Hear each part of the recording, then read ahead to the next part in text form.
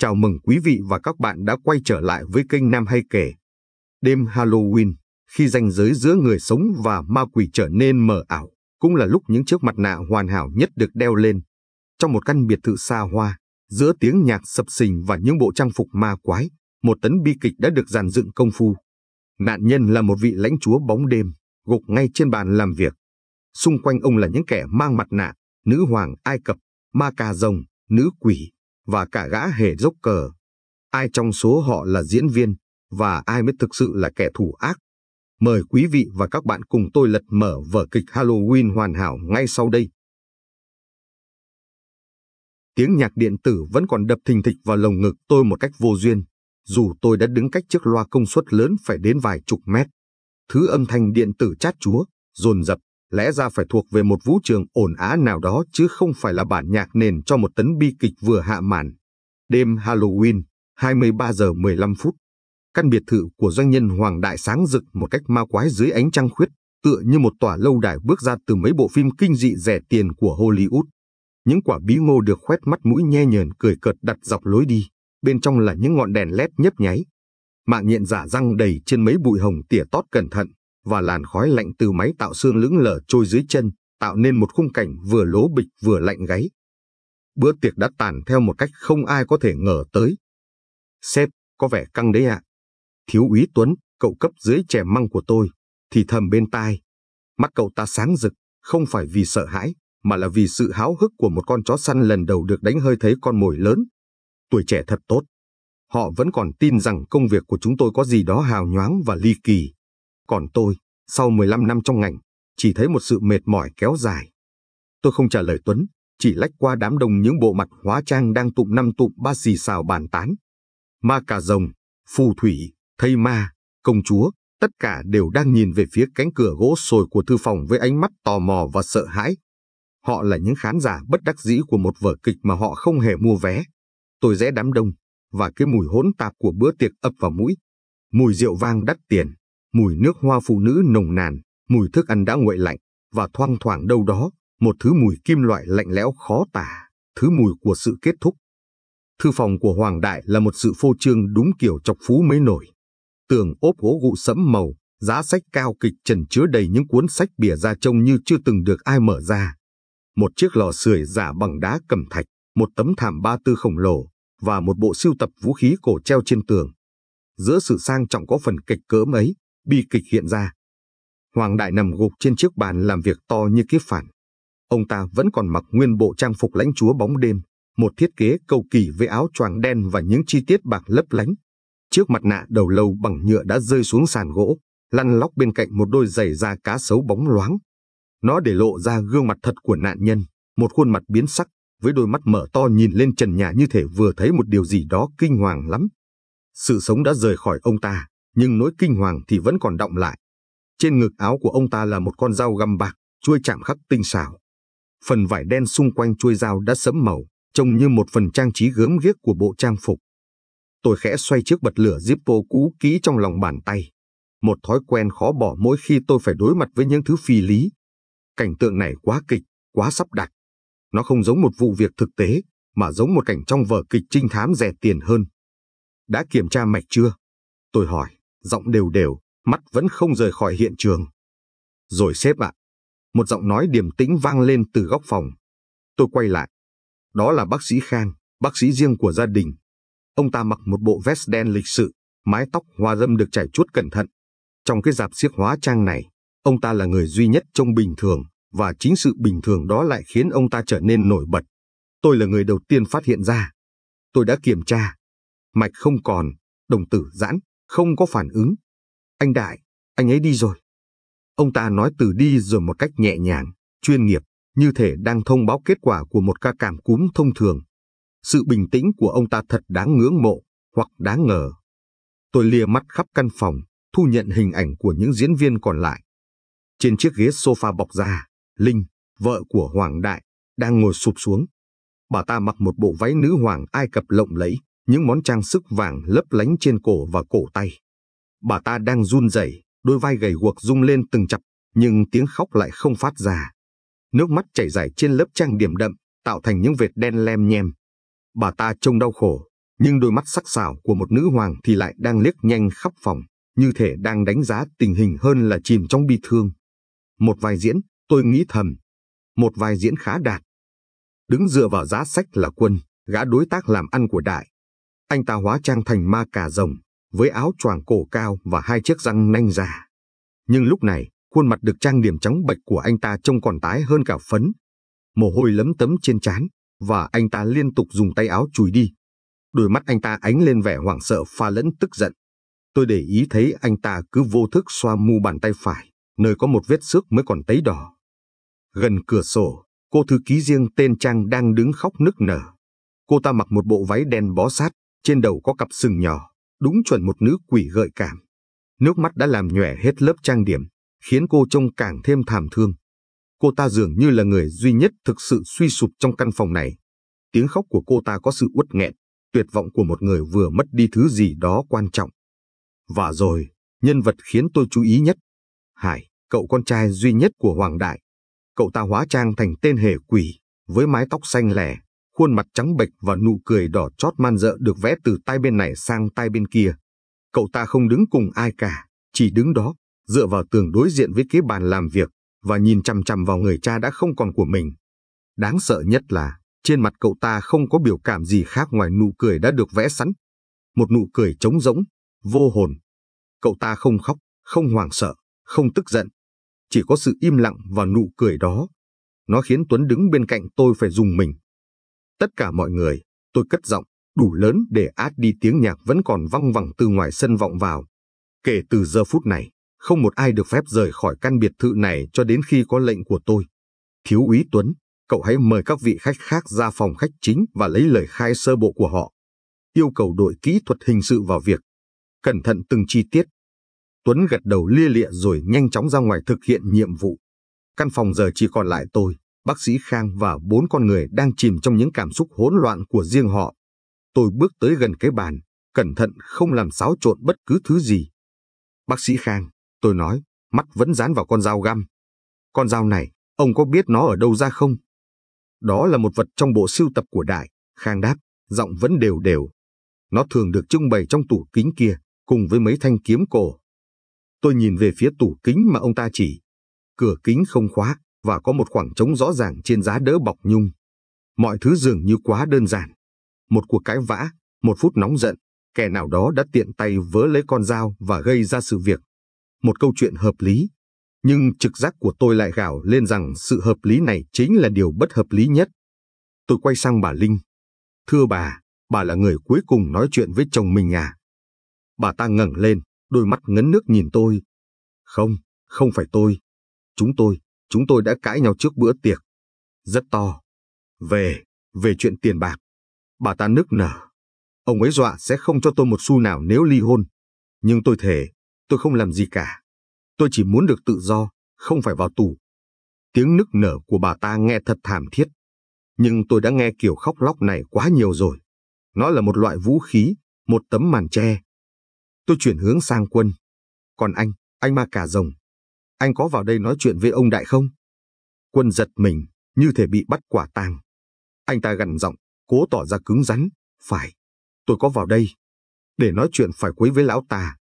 Lão cáo giả đó vừa cướp trắng một hợp đồng khiến công ty tôi sắp phá sản. Tôi đã nói tôi sẽ không để cho lão ta yên. Nhưng tôi không có gan làm chuyện này. Vết xước trên tay anh là sao? Tôi hỏi thẳng. Quân luống cuống nhìn xuống tay mình. À, cái này, do va quệt trong bữa tiệc thôi. Đông người quá. Một lời giải thích quá vội vã. Tôi ghi nhớ chi tiết đó trong đầu. Tiếp theo là cô nữ quỷ. Cô Trang, tại sao cô lại khóc nhiều như vậy? Trang ngước đôi mắt đẫm lệ lên. Ông ấy đã hứa với tôi. Ông ấy hứa sẽ ly dị vợ để cưới tôi. Nhưng tối nay, ông ấy nói tất cả chỉ là trò đùa. Cô ta nghẹn ngào. Tôi vào đây để làm cho ra lẽ. Tôi đã căm hận ông ấy vì đã lừa dối tôi. Nhưng tôi yêu ông ấy, đại úy ạ. Tình yêu, thù hận, tiền bạc, những động cơ kinh điển nhất của mọi vụ án. 3 người, 3 câu chuyện, ai cũng có lý do để muốn Hoàng Đại biến mất khỏi cõi đời này. Cuối cùng, tôi tiến lại gần Hải. Cậu ta vẫn đứng im như một bức tượng, nụ cười dốc cờ dường như càng rộng ra trong ánh đèn chùm mờ ảo. Hải, còn cậu thì sao? Cậu cảm thấy thế nào? Cậu ta cuối cùng cũng chịu cử động. Cậu ta nhún vai, một cái nhún vai đầy thách thức. Cảm thấy thế nào à? Nhẹ nhõm. Ông ta đi thì cũng đáng đời. Cả đời tôi sống như một con rối trong tay ông ta. Giờ thì dây đứt rồi. Giọng cậu ta lạnh tanh, không một chút cảm xúc. Trong khoảng thời gian sự việc xảy ra, cậu đã ở đâu? Ngoài vườn. Thưởng thức oxy. Một mình, cậu ta trả lời cộc lốc, mắt nhìn thẳng vào tôi, không một chút sợ hãi. Thật thú vị. Một gia đình, một nhóm đối tác, nhưng chẳng khác nào một bầy rắn độc nhốt chung một cái lồng. Ai cũng có nọc độc và ai cũng có lý do để cắn kẻ khác. Tôi xoay chiếc bật lửa Zippo. Tiếng tách khô khốc của nó vang lên trong sự im lặng căng thẳng. Tôi cảm thấy vụ án cũ đang ám ảnh mình lại hiện về. Một vụ án cũng có vẻ ngoài hoàn hảo như thế này, cũng đầy những nghi phạm với động cơ rõ ràng. Và cuối cùng, kẻ thủ ác đã thoát khỏi tay tôi, để lại cho tôi một bài học cay đắng về việc đừng bao giờ tin vào những gì mắt mình thấy. Vở kịch này, tôi tự nhủ, mình sẽ không để nó kết thúc theo cách đó. Tôi đi một vòng quanh hiện trường một lần nữa, hít một hơi thật sâu. Không khí vẫn đặc quánh mùi nước hoa, rượu và nỗi sợ hãi. Tôi nhìn vào những khuôn mặt trước mắt, nữ hoàng Ai Cập đau khổ, ma cà rồng giận dữ, nữ quỷ thất tình và gã dốc cờ vô cảm. Tất cả đều đang đeo mặt nạ, cả nghĩa đen lẫn nghĩa bóng. Nhiệm vụ của tôi là phải lột từng chiếc mặt nạ đó xuống. Đội kỹ thuật hình sự của tôi bắt đầu tràn vào, mặc những bộ đồ bảo hộ trắng toát, trông họ như những bóng ma lạc lõng giữa bữa tiệc Halloween. Họ bắt đầu công việc của mình một cách thầm lặng và chuyên nghiệp, chụp ảnh, thu thập dấu vết, đánh dấu từng vật chứng. Tôi ra hiệu cho Tuấn, mời từng người vào phòng khách bên cạnh để lấy lời khai chính thức. Bắt đầu từ bà Linh. Tuấn gật đầu, tiến lại phía người phụ nữ vẫn đang sụt sùi trên ghế. Tôi nhìn ra ngoài cửa sổ, nơi những ánh đèn màu của bữa tiệc đã bị thay thế bởi ánh đèn xanh đỏ của xe cảnh sát. Đêm nay sẽ còn rất dài. Tôi bật chiếc Zippo, ngọn lửa vàng ấm áp bùng lên trong lòng bàn tay. Một vở kịch đã được dàn dựng công phu, và tất cả những người có mặt đều là diễn viên. Tuấn, tôi gọi giật lại khi cậu ta vừa dìu bà Linh đứng dậy. Mời bà Linh vào trước. Màn kịch bắt đầu rồi. Chúng tôi trưng dụng một phòng khách nhỏ nằm liền kề thư phòng để làm nơi thẩm vấn tạm thời. Căn phòng này, so với sự u ám và nặng nề của thư phòng, lại có phần nhẹ nhàng hơn với tông màu kem và những bức tranh phong cảnh treo trên tường. Nhưng đêm nay, không khí ở đây cũng đặc quánh lại, căng như dây đàn. Tôi ngồi trên chiếc ghế bành bọc nhung, chiếc bật lửa Zippo quen thuộc lách cách trong tay. Tuấn thì lăng xăng chuẩn bị sổ sách, máy ghi âm, mặt mày nghiêm trọng như thể sắp bước vào một trận chiến sinh tử. Sếp có cần cà phê không ạ? Em thấy dưới bếp vẫn còn nóng. Cậu ta hỏi, giọng đầy nhiệt huyết. Không cần đâu, tôi đáp, mắt nhìn ra hành lang. Tôi cần một cái đầu tỉnh táo, không phải một trái tim đập nhanh. Cậu cứ giữ cho mình tỉnh là được. Đừng để bị mấy giọt nước mắt cá sấu làm cho mùi lòng. Dạ sếp. Tuấn ưỡn ngực, như thể lời dặn của tôi là một quân lệnh trọng đại. Đúng lúc đó, bà Linh, hay nữ hoàng Ai Cập, được một nữ cảnh sát dìu vào. Bà ta đã cởi bỏ phần mũ miệng rườm rà, để lộ mái tóc búi cao có phần rối bời. Lớp trang điểm đã được lau đi phần nào, nhưng những vệt đen dưới mắt vẫn còn đó, tố cáo một màn khóc lóc kịch liệt trước đó. Bà ta ngồi xuống chiếc ghế đối diện tôi, hai tay đan vào nhau đặt trên đùi, run rẩy.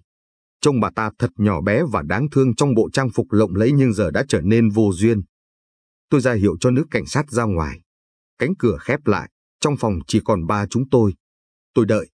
Sự im lặng đôi khi là công cụ thẩm vấn hữu hiệu nhất. Nó buộc người ta phải lấp đầy khoảng trống, và khi vội vã, họ dễ để lộ ra những điều không muốn nói. Đúng như tôi dự đoán, bà Linh không chịu nổi sự im lặng đó quá 5 phút. Bà ta bắt đầu sụt sùi. Đại úy, tôi thật sự không biết chuyện gì đã xảy ra. Mọi thứ như một cơn ác mộng. Bà cứ bình tĩnh, tôi nói, giọng ôn tồn một cách giả tạo. Chúng tôi chỉ muốn làm rõ một vài việc. Bà nói bà và ông Đại đã cãi nhau trước bữa tiệc. Cụ thể là về chuyện gì? Bà ta hít một hơi thật sâu, như thể đang lấy sức để kể lại một câu chuyện bi thảm. Đó là cuộc sống của tôi, đại úy ạ. Một cuộc cãi vã kéo dài suốt 20 năm. Chồng tôi, anh Đại, là một người đàn ông tuyệt vời trước mặt người ngoài. Hào phóng, lịch lãm, thành đạt. Nhưng ở nhà, ông ấy là một bạo chúa. Ông ấy kiểm soát tôi mọi thứ, từ việc tôi mặc gì, đi đâu, cho đến việc tôi được tiêu bao nhiêu tiền. Bà ta ngừng lại, chấm nhẹ khóe mắt bằng mu bàn tay. Tôi đã từng là một diễn viên. Có thể không nổi tiếng, nhưng tôi yêu sân khấu, yêu ánh đèn. Chính ông ấy đã bắt tôi từ bỏ tất cả để trở thành một bà hoàng hậu, một con búp bê trong tủ kính của ông ấy. Tôi đã chịu đựng vì Hải, con trai tôi. Nhưng đến hôm nay, tôi không thể chịu đựng được nữa. Tôi đã đề nghị ly hôn. Và ông Đại đã phản ứng thế nào? Ông ấy cười, bà ta nói, giọng cay đắng. Ông ấy cười vào mặt tôi. Ông ấy nói tôi có thể đi, nhưng sẽ phải ra đi với hai bàn tay trắng. Tất cả tài sản, căn nhà này, cổ phần công ty, đều đứng tên ông ấy. Ông ấy nói tôi sẽ không nhận được một xu. Ông ấy còn dọa sẽ khiến tôi không thể ngẩng mặt lên nhìn ai được nữa. Ông ấy nói, ông ấy có rất nhiều bí mật của tôi. Một câu chuyện quen thuộc. Một người vợ bị kìm kẹp, một người chồng độc đoán, một cuộc ly hôn đầy cay đắng. Động cơ đã quá rõ ràng, sự tự do và một khối tài sản khổng lồ. Vậy sau cuộc cãi vã đó, bà đã đi đâu tôi hỏi, xoáy vào điểm mấu chốt. Tôi vào phòng nghỉ của mình. Tôi quá suy sụp. Tôi đã ngồi trong đó một mình, khóc rất nhiều. Tôi không muốn ai thấy bộ dạng thảm hại của mình. Một mình. Trong bao lâu? Tôi không rõ. Khoảng nửa tiếng, hay hơn một chút. Cho đến khi tôi nghe thấy tiếng la hét ở bên ngoài, tôi mới chạy ra. Một bằng chứng ngoại phạm không thể yếu hơn. Tuấn cặm cụi ghi chép, thỉnh thoảng lại liếc nhìn bà Linh với ánh mắt đầy cảm thông. Cậu nhóc chắc chắn đã tin sái cổ câu chuyện này. Tôi im lặng một lúc, rồi đột nhiên hỏi một câu không liên quan. Chiếc vòng cổ của bà đẹp thật, chắc là đắt tiền lắm. Bà Linh hơi giật mình, theo phản xạ đưa tay lên chạm vào chuỗi kim cương lấp lánh trên cổ. À, vâng. Đây là món quà anh Đại mới tặng tôi tuần trước, nhân kỷ niệm ngày cưới. Ông ấy vừa tặng bà một món quà đắt giá như vậy, vừa dọa sẽ tống bà ra đường với hai bàn tay trắng sao. Nghe có vẻ hơi mâu thuẫn, tôi nhớn mày. Bà ta có chút bối rối. Đó là con người của ông ấy. Luôn luôn khó hiểu. Có lẽ đó là sự bố thí cuối cùng của ông ấy dành cho tôi. Hay đó là một nỗ lực làm hòa, và bà đã từ chối. Không phải như vậy, bà ta vội vàng phản đối. Tôi đã quyết tâm rồi. Tôi chỉ muốn được giải thoát. Giọng bà ta có phần gay gắt hơn cần thiết. Tôi mỉm cười trong bụng. Con cá đã bắt đầu cắn câu. Bà ta diễn rất tốt, nhưng một diễn viên dù giỏi đến đâu cũng có lúc quên lời thoại khi bị đặt vào một tình huống bất ngờ. Sự đau khổ của bà ta có vẻ chân thật, nhưng là sự đau khổ của một người đang lo sợ kế hoạch của mình bị bại lộ, chứ không phải của một người vợ vừa mất chồng. Được rồi, thưa bà, cảm ơn bà đã hợp tác. Bà có thể về phòng khách nghỉ ngơi, nhưng xin đừng rời khỏi biệt thự. Bà Linh gật đầu, đứng dậy và lảo đảo bước ra ngoài. Khi cánh cửa vừa đóng lại, Tuấn liền quay sang tôi, mặt đầy vẻ chắc chắn. Rõ quá rồi còn gì sếp. Bà ta bị dồn vào chân tường. Căm hận chồng, lại sắp mất trắng tài sản. Động cơ quá mạnh. Động cơ mạnh không có nghĩa là thủ phạm, tôi đáp, xoay chiếc Zippo. Cậu không thấy à, mọi câu trả lời của bà ta đều được tính toán rất kỹ lưỡng. Bà ta muốn chúng ta tin vào câu chuyện về một người vợ đáng thương bị áp bức. Nhưng nước mắt thì có thể giả, chứ sự bối rối khi bị hỏi về chiếc vòng cổ là thật. Bà ta đã không chuẩn bị cho câu hỏi đó. Nhưng... Gọi Quân vào đi, tôi cắt lời Tuấn. Xem gã ma cà rồng kia sẽ diễn vở kịch gì cho chúng ta xem. Chỉ vài phút sau, Quân được đưa vào. So với bà Linh, anh ta trông thảm hại hơn nhiều. Lớp áo choàng nhung đen sộc sạch, hai chiếc răng nanh dạ trông lố bịch đến tội nghiệp trên khuôn mặt đang tái mét vì lo lắng. Anh ta ngồi phịch xuống ghế, không đợi tôi mời, và lập tức vào thế phòng thủ. Tôi đã nói hết những gì tôi biết rồi. Tôi không làm gì cả. Anh bình tĩnh, tôi nói, giọng vẫn giữ vẻ ôn tồn. Chúng tôi chỉ muốn làm rõ thêm một vài chi tiết. Anh nói anh đã vào thư phòng để nói chuyện với ông Đại. Phải, tôi vào để đòi lại công bằng. Quân nghiến răng. Lão ta đã chơi bẩn tôi. Chúng tôi cùng đấu thầu một dự án bất động sản lớn. Công ty tôi đã gần như nắm chắc phần thắng, nhưng lão ta đã dùng thủ đoạn để hớt tay trên vào phút cuối. Lão ta khiến tôi mất tất cả, đại úy hiểu không? Tất cả. Công ty của tôi đang trên bờ vực phá sản. Anh ta đập tay xuống thành ghế, sự tức giận trong giọng nói là thật. Không giống như sự đau khổ được tính toán của bà Linh, cơn giận của Quân có vẻ bột phát và chân thành. Và anh đã nói gì với ông ấy? Tôi nói lão ta là đồ tồi, một con cá mập không hơn không kém. Tôi nói lão ta rồi sẽ có ngày phải trả giá cho những gì mình đã làm. Không để cho ông ta yên, đó là nguyên văn lời anh nói lúc nãy phải không, tôi nhắc lại. Quân khựng lại, nhận ra mình đã lỡ lời. Anh ta thở hắt ra. Phải, trong lúc tức giận, tôi đã nói vậy. Nhưng nói là một chuyện, làm lại là chuyện khác. Tôi có thể tức giận, có thể đấm vào tường, nhưng tôi không phải loại người có thể cầm dao lên. Anh ta dừng lại, rùng mình khi nhận ra mình vừa nói gì. Tuấn nhìn tôi đầy ẩn ý. Thêm một bằng chứng nữa. Tôi lờ đi cái nhìn của Tuấn, tập trung vào chi tiết quan trọng. Vết xước trên tay anh. Anh nói là do va quẹt trong bữa tiệc. Anh có nhớ người đã vô tình làm anh bị thương trông như thế nào không? Quân có vẻ lúng túng. Trời ơi, lúc đó đông lắm, nhạc thì sập sình, ánh sáng thì mờ ảo. Tôi chỉ cảm thấy nhói một cái rồi thôi. Hình như là một bà mặc đồ phù thủy thì phải, tay đeo một chiếc nhẫn to. Tôi không chắc nữa, tôi không để ý. Một bà phù thủy. Trong bữa tiệc này có ít nhất 20 người hóa trang thành phù thủy, tôi nói, giọng đầy mỉa mai. Lời giải thích của anh quá mơ hồ, anh Quân ạ. Thì nó là sự thật, anh ta gắt lên, nhưng giọng nói đã có phần đuối lý. Các người muốn tôi phải nói sao đây? Muốn tôi bịa ra một câu chuyện cụ thể hơn à? Không, chúng tôi chỉ muốn sự thật. Tôi nhìn thẳng vào mắt anh ta. Sự thật là anh có động cơ lớn nhất. Anh có mặt gần hiện trường vào thời điểm xảy ra vụ việc. Anh đã đe dọa nạn nhân. Và anh có một vết thương không giải thích được trên tay. Mọi thứ đều đang chống lại anh. Mặt Quân trắng bệch. Sự tức giận trên mặt anh ta dần biến mất, thay vào đó là nỗi sợ hãi không che giấu. Không, không phải tôi. Tôi bị gài bẫy. Chắc chắn là có kẻ muốn gài bẫy tôi. Tôi còn vợ con ở nhà. Tôi không thể. Anh ta gục đầu vào hai tay, bờ vai rộng bắt đầu run lên. Đây không phải là diễn. Đây là sự tuyệt vọng của một người đàn ông đang nhận ra mình đang rơi vào một cái hố sâu mà không có cách nào thoát ra được. Sự sợ hãi của anh ta khác hẳn sự lo lắng của bà Linh. Bà ta sợ kế hoạch bại lộ, còn anh ta sợ bị kết tội oan. Anh có thể đi được rồi, tôi nói sau một hồi im lặng. Nhưng đừng nghĩ đến việc rời khỏi đây. Quân lảo đảo đứng dậy, bộ dạng như một con ma cà rồng bị bỏ đói, và lê bước ra khỏi phòng. Lần này, Tuấn không đợi tôi hỏi đã tuôn ra một tràng. Chắc chắn là hắn rồi sếp. 100%. Động cơ rõ ràng, hung hăng, lời khai thì đầy mâu thuẫn. Vết xước trên tay chắc chắn là do ông đại cào vào trong lúc giằng co. Hắn đang cố chối tội thôi. Tôi lắc đầu, chậm rãi bật chiếc Zippo. Ngọn lửa nhỏ nhảy múa trước mặt tôi. Cậu sai rồi, Tuấn.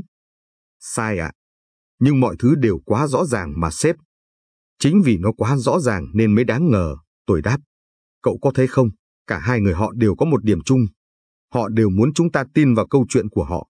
Một người diễn vai nạn nhân đau khổ, một người diễn vai kẻ nóng nảy bộc phát. Cả hai vở kịch đều rất hợp lý. Nhưng cậu hãy nghĩ xem, nếu Quân thực sự là kẻ gây án, tại sao anh ta lại ngớ ngẩn đến mức đi đe dọa nạn nhân ngay trước khi ra tay?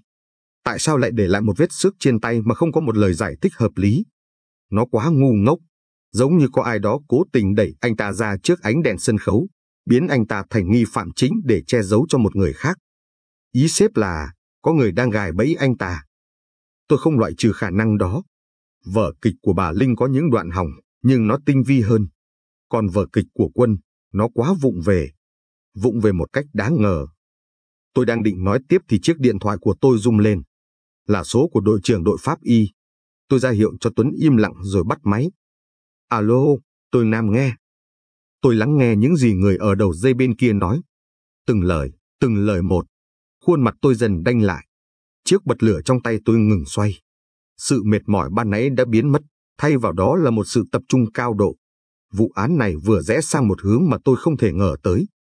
Tôi cúp máy, nhìn Tuấn đang tò mò chờ đợi. Có chuyện gì vậy sếp? Tôi đứng dậy, cất chiếc bật lửa vào túi. Một nụ cười lạnh lẽo khẽ nở trên môi tôi. Chuẩn bị đi, Tuấn. Chúng ta có chuyện vui rồi đây. Chuyện vui mà tôi nói với Tuấn dĩ nhiên chẳng có gì vui vẻ. Cuộc gọi ngắn gọn từ đội trưởng đội pháp y chỉ đơn giản là một lời xác nhận cho linh cảm của tôi. Vụ án này không hề đơn giản như vẻ ngoài của nó. Ông ta chỉ nói ngắn gọn, Nam, cậu sẽ bất ngờ đấy. Báo cáo chi tiết sẽ có trong 1 tiếng nữa. Nhưng tôi có thể nói trước, con dao găm kia chỉ là một trò hề. Một trò hề. Tôi thích cách dùng từ của ông ấy. Nó hoàn toàn khớp với cảm giác của tôi lúc này. Tôi đang đứng giữa một sân khấu được dàn dựng công phu, và tôi vẫn chưa biết ai là đạo diễn. Sếp nói chuyện vui là sao ạ? Tuấn hỏi lại, khuôn mặt non choẹt của cậu ta đầy vẻ hoang mang. Cậu ta rõ ràng vẫn đang đinh ninh Quân chính là thủ phạm. Cứ từ từ, Tôi đáp, ngồi lại xuống ghế bành. Cứ xem hết các vai diễn đã. Mời cô thư ký vào đi. Xem nữ quỷ thì có gì khác với nữ hoàng. Tuấn gật đầu một cách máy móc rồi ra ngoài. Tôi tranh thủ vài phút yên tĩnh hiếm hoi để sắp xếp lại mớ thông tin hỗn độn trong đầu. Linh, người vợ, diễn vai nạn nhân đau khổ để che giấu động cơ về tiền bạc và tự do. Quân, gã đối tác, diễn vai kẻ nóng nảy bộc phát, nhưng sự vụng về trong vai diễn lại khiến anh ta trở thành nghi phạm hoàn hảo nhất, có lẽ là một cách vô tình hoặc hữu ý. Hai vai diễn đầu tiên đều nhằm mục đích đánh lạc hướng. Vậy còn hai vai diễn cuối cùng thì sao? Cánh cửa mở ra, và Trang, cô thư ký trong bộ đồ nữ quỷ, được đưa vào. Nếu như lúc ở thư phòng, cô ta là hiện thân của sự suy sụp tột độ, thì bây giờ, sau khi đã có chút thời gian trấn tĩnh, trông cô ta còn thảm thương hơn. Đôi mắt sưng húp và đỏ hoe. Lớp trang điểm nhòe nhoẹt đã được lau sạch, để lộ ra một khuôn mặt mộc mệt mỏi và xanh xao. Cô ta ngồi xuống ghế, hai bàn tay vặn vào nhau, toàn thân khẽ run lên. Trông cô ta không giống một nữ quỷ, mà giống một thiên thần sa ngã vừa bị đẩy xuống trần gian. Tuấn đẩy một ly nước ấm về phía cô ta. Cô uống chút nước cho bình tĩnh. Trang gật đầu, lý nhí nói lời cảm ơn rồi run rẩy cầm ly nước lên. Sự yếu đuối và mong manh của cô ta khiến Tuấn rõ ràng là rất cảm thông. Cậu nhóc này thật dễ đoán. Tôi đợi cho cô ta uống xong vài ngụm nước rồi mới cất tiếng, giọng cố gắng giữ ở mức nhẹ nhàng nhất có thể. Cô Trang, chúng tôi rất tiếc về sự mất mát của cô. Nhưng chúng tôi cần cô giúp đỡ để làm sáng tỏ sự việc.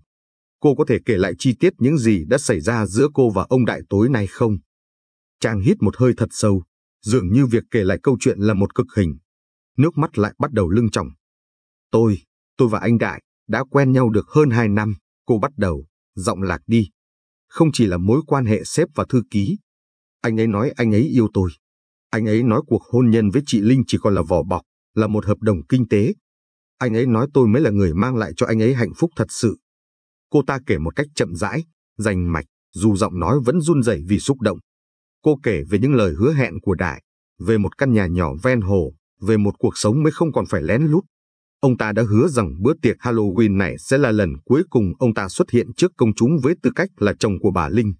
Sau đêm này, ông ta sẽ đệ đơn ly hôn và công khai mối quan hệ của họ. Tôi đã tin, cô tiếp tục, nước mắt bắt đầu chảy dài trên má. Tôi đã ngu ngốc tin vào tất cả những lời đó. Tối nay, trước khi bữa tiệc bắt đầu, tôi đã tìm anh ấy để hỏi khi nào anh ấy sẽ thực hiện lời hứa của mình. Và rồi, anh ấy cười. Một nụ cười mà tôi sẽ không bao giờ quên. Anh ấy nói tôi quá ngây thơ. Anh ấy nói tôi chỉ là một món đồ chơi qua đường để giải khuây. Anh ấy nói một cô thư ký quèn như tôi thì làm sao xứng đáng trở thành bà Hoàng Đại. Cô ta bật khóc thành tiếng khóc uất nghẹn, đầy đau đớn và tủi nhục. Trái tim tôi như vỡ vụn, đại úy ạ. Tôi đã chạy vào thư phòng để nói chuyện với anh ấy một lần cuối, để hỏi cho ra nhẽ. Tôi đã mắng anh ấy là một kẻ dối trá, một kẻ không có trái tim. Anh ấy chỉ ngồi đó, nhấp rượu vang và nhìn tôi bằng ánh mắt lạnh lùng. Tôi không chịu nổi nữa. Tôi đã tát anh ấy. Rồi tôi chỉ biết khóc và chạy ra ngoài. Đó là lần cuối cùng tôi nhìn thấy anh ấy. Câu chuyện của cô ta vô cùng thuyết phục. Từng chi tiết, từng cảm xúc đều có vẻ rất thật. Sự phẫn uất của một người phụ nữ bị lừa dối, sự đau đớn của một trái tim tan vỡ. Tuấn ngồi bên cạnh tôi, mắt cũng đỏ hoe, hoàn toàn bị cuốn vào câu chuyện bi tình của cô thư ký. Cậu ta có lẽ đã xếp Trang vào danh sách những nạn nhân đáng thương của Hoàng Đại, chứ không phải là một nghi phạm. Nhưng tôi thì không. Tôi lắng nghe cô ta, không chỉ bằng tai, mà bằng cả trực giác của một người đã tiếp xúc với hàng trăm lời nói dối. Cảm xúc của cô ta có thể là thật, nhưng cách cô ta kể lại câu chuyện lại có vấn đề. Dù đang khóc, nhưng lời lẽ của Trang rất mạch lạc, có trình tự, không một chút vấp váp. Cô ta sử dụng từ ngữ rất chính xác, câu cú rõ ràng. Nó không giống như lời kể của một người đang trong cơn hoảng loạn, mà giống như đang thuật lại một kịch bản đã được học thuộc lòng. Giống như một diễn viên đang diễn lại một phân cảnh bi thương mà cô ta đã tập đi tập lại hàng trăm lần. Sau khi chạy ra khỏi thư phòng, cô đã đi đâu tôi hỏi. Tôi chạy vào nhà vệ sinh ở cuối hành lang. Tôi đã ở trong đó, cố gắng rửa mặt và trấn tĩnh lại bản thân. Tôi không muốn ai nhìn thấy tôi trong bộ dạng này. Lại một bằng chứng ngoại phạm không có người làm chứng. Thật trùng hợp một cách hoàn hảo. Cô có nhìn thấy ai khác quanh khu vực thư phòng lúc đó không? Trang suy nghĩ một lúc, rồi khẽ gật đầu. Lúc tôi vừa chạy ra, tôi có thấy bóng anh Quân lén lút đi ra từ hướng đó. Trông anh ta rất hốt hoảng. Chi tiết này khớp với lời khai ban đầu của cô ta và càng củng cố thêm bằng chứng chống lại Quân. Cô ta đang rất khéo léo hướng sự chú ý của chúng tôi về phía gã ma cà rồng. Được rồi, cảm ơn cô, tôi nói. Cô đã rất dũng cảm khi kể lại chuyện này. Cô có thể ra ngoài nghỉ ngơi. Trang gật đầu, yếu ớt đứng dậy và rời khỏi phòng. Khi cô ta đi khỏi, Tuấn quay sang tôi, giọng đầy bức xúc. Tội nghiệp cô ấy quá sếp ạ. Lão đại đó đúng là không ra gì. Vừa lừa dối đối tác, áp bức vợ con, lại còn đùa giỡn tình cảm của người khác. Cậu lại mùi lòng rồi đấy, Tuấn, tôi nói, xoay chiếc Zippo. Đừng để bị vẻ ngoài mong manh đó đánh lừa. Câu chuyện của cô ta rất hay, rất cảm động, nhưng nó quá hoàn hảo. Một vở kịch được viết kịch bản quá tốt thường sẽ có những lỗ hổng mà chỉ người trong nghề mới nhận ra. Lỗ hổng ạ? Em thấy hợp lý mà sếp. Hợp lý, nhưng không tự nhiên. Thôi, gọi nghi phạm cuối cùng vào đi. Tôi muốn xem gã hề kia sẽ mang đến cho chúng ta bất ngờ gì. Hải, hay Joker, là một sự tương phản hoàn toàn với ba người trước đó. Cậu ta không bước vào phòng một cách rụt rè hay sợ hãi.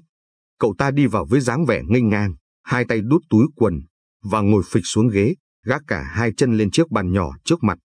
Nụ cười đỏ chót được vẽ trên mặt dường như càng toe toét hơn. Tìm tôi có gì vui không? Các ngài cảnh sát, cậu ta hỏi, giọng đầy mỉa mai. Tuấn cau mày khó chịu trước thái độ của Hải. Đề nghị cậu ngồi cho nghiêm túc.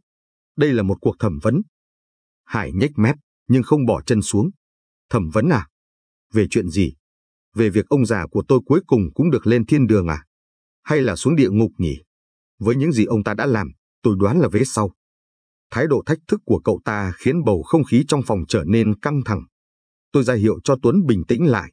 Đối với những người như Hải, sự tức giận của đối phương chỉ là một trò tiêu khiển. Chúng tôi chỉ muốn biết, trong khoảng thời gian vụ việc xảy ra, cậu đã ở đâu, tôi hỏi, giọng đều đều. Tôi đã nói rồi. Ngoài vườn. Thưởng thức oxy, cậu ta trả lời cộc lốc. Một mình. Tận hưởng chút không khí trong lành, thoát khỏi cái bữa tiệc giả tạo bên trong. Cậu có vẻ không có chút đau buồn nào trước sự ra đi của cha mình. Hải bật cười, một tiếng cười khô khốc, không có chút vui vẻ nào. Đau buồn?